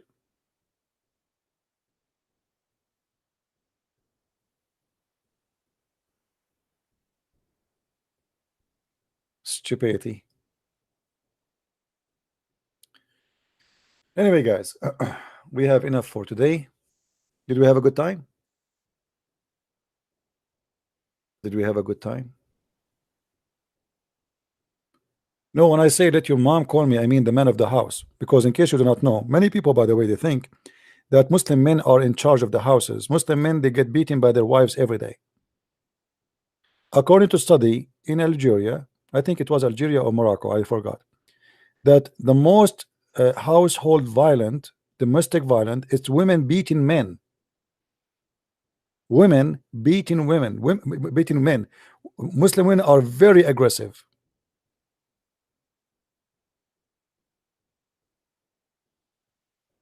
So yes, the Quran says that the man he can beat his wife, but what's happening in the ground in reality, it is the women beating the husband. You will see the guy, he's 5 foot tall, and his wife, she is in the size of a truck. She fought at him, he fly. One box, he's bye-bye. That's it.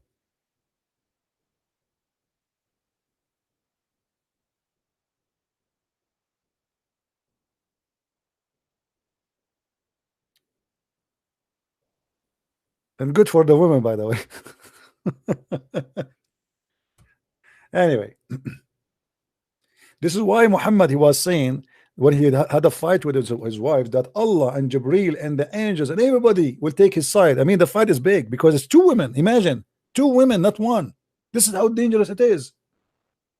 Fighting America is easier, my friend. 2 women in the same time against 1 man. And who is this man? A weak man like Muhammad who lost his teeth, which means he cannot even bite. This is not a fair fight. Yes, Ahmed. The verse that says, go, you change your name, you can't go. I'm done with you. Go. The verse. You just answer me. We got you busted. You said that you are blessed. We Christians are blessed. Yeah. The kuffar who worship idols, they are blessed. And by the way, this verse was not about even the Christians.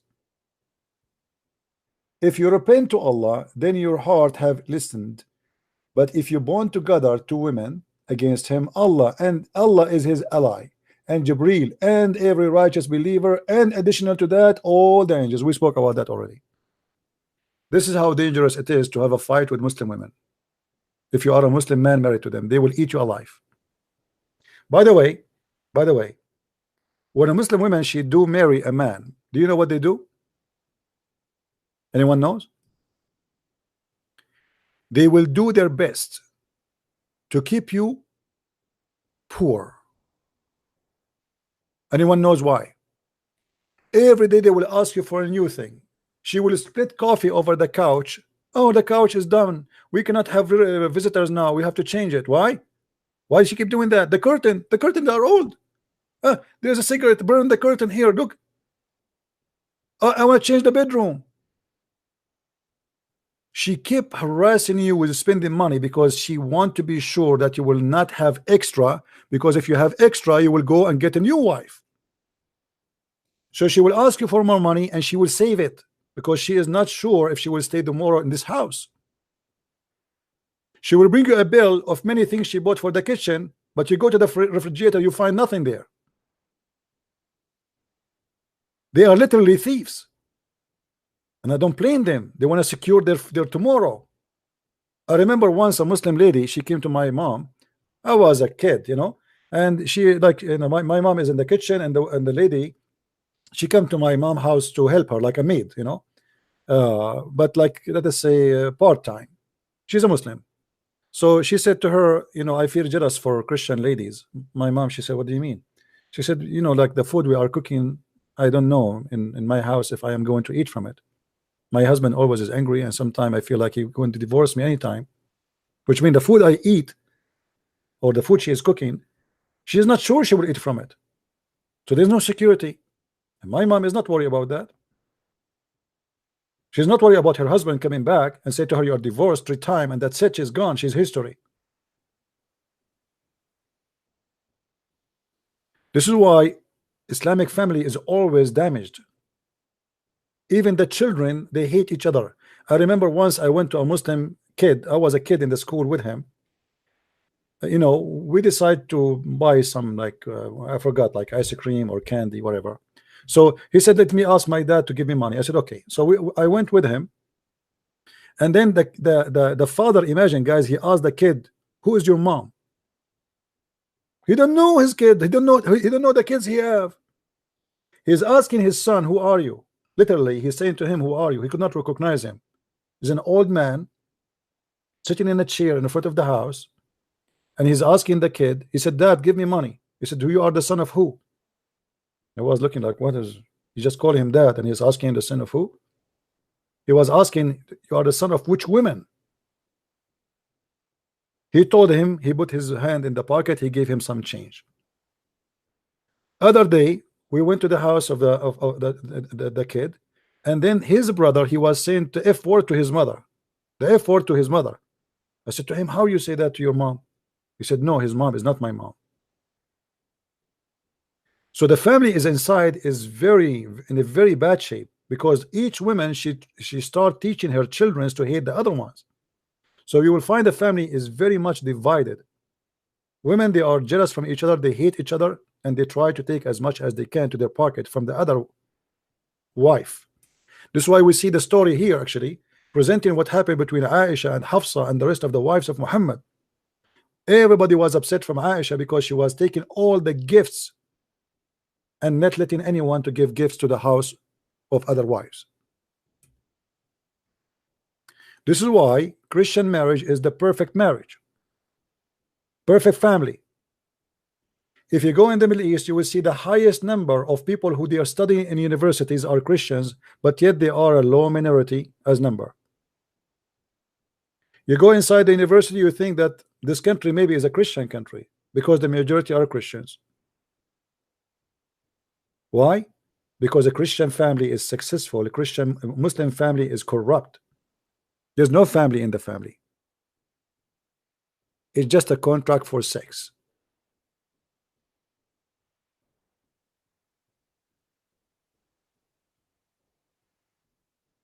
And this is why I say thank you God. I am a Christian. Not only that, I am a Christian prince who defeat Islam every day, who help Muslims to come to Christ every day. Muslims are so upset. If you go to Facebook, you will see how much they are so upset from a Christian prince. Making videos ending career of a Christian prince. You're right. My career is ended. And this is why Muslims are leaving Islam left and right, because watching my videos.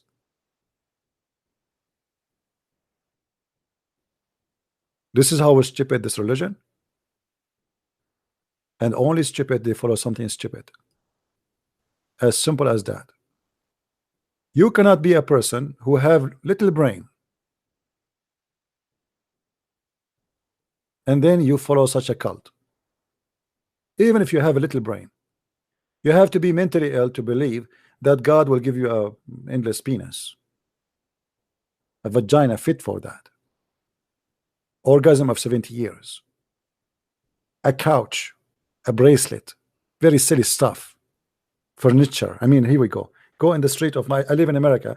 You drive in your car, you will find many couches for free. Just take it. Just take it. Big screen TV, just take it. The garbage of America is better than the promise of Allah in heaven. The garbage, literally. Our garbage here is better than what Allah promising you in heaven.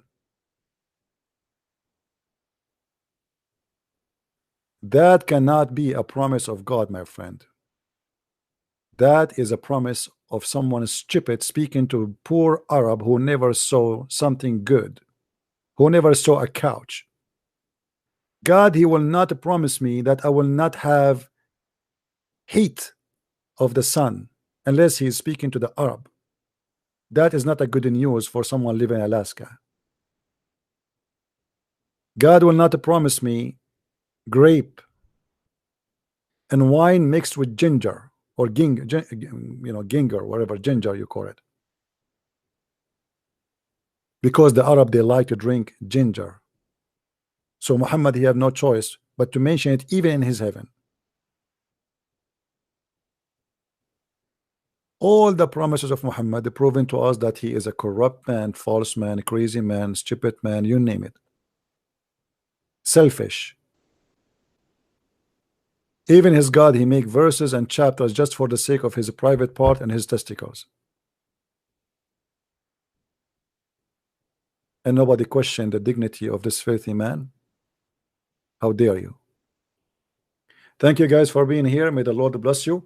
Tomorrow is a Friday for sure. We will be here, right? Is it tomorrow is a Friday? Or I'm wrong? Oh, hold on. No. Yeah. Isn't it?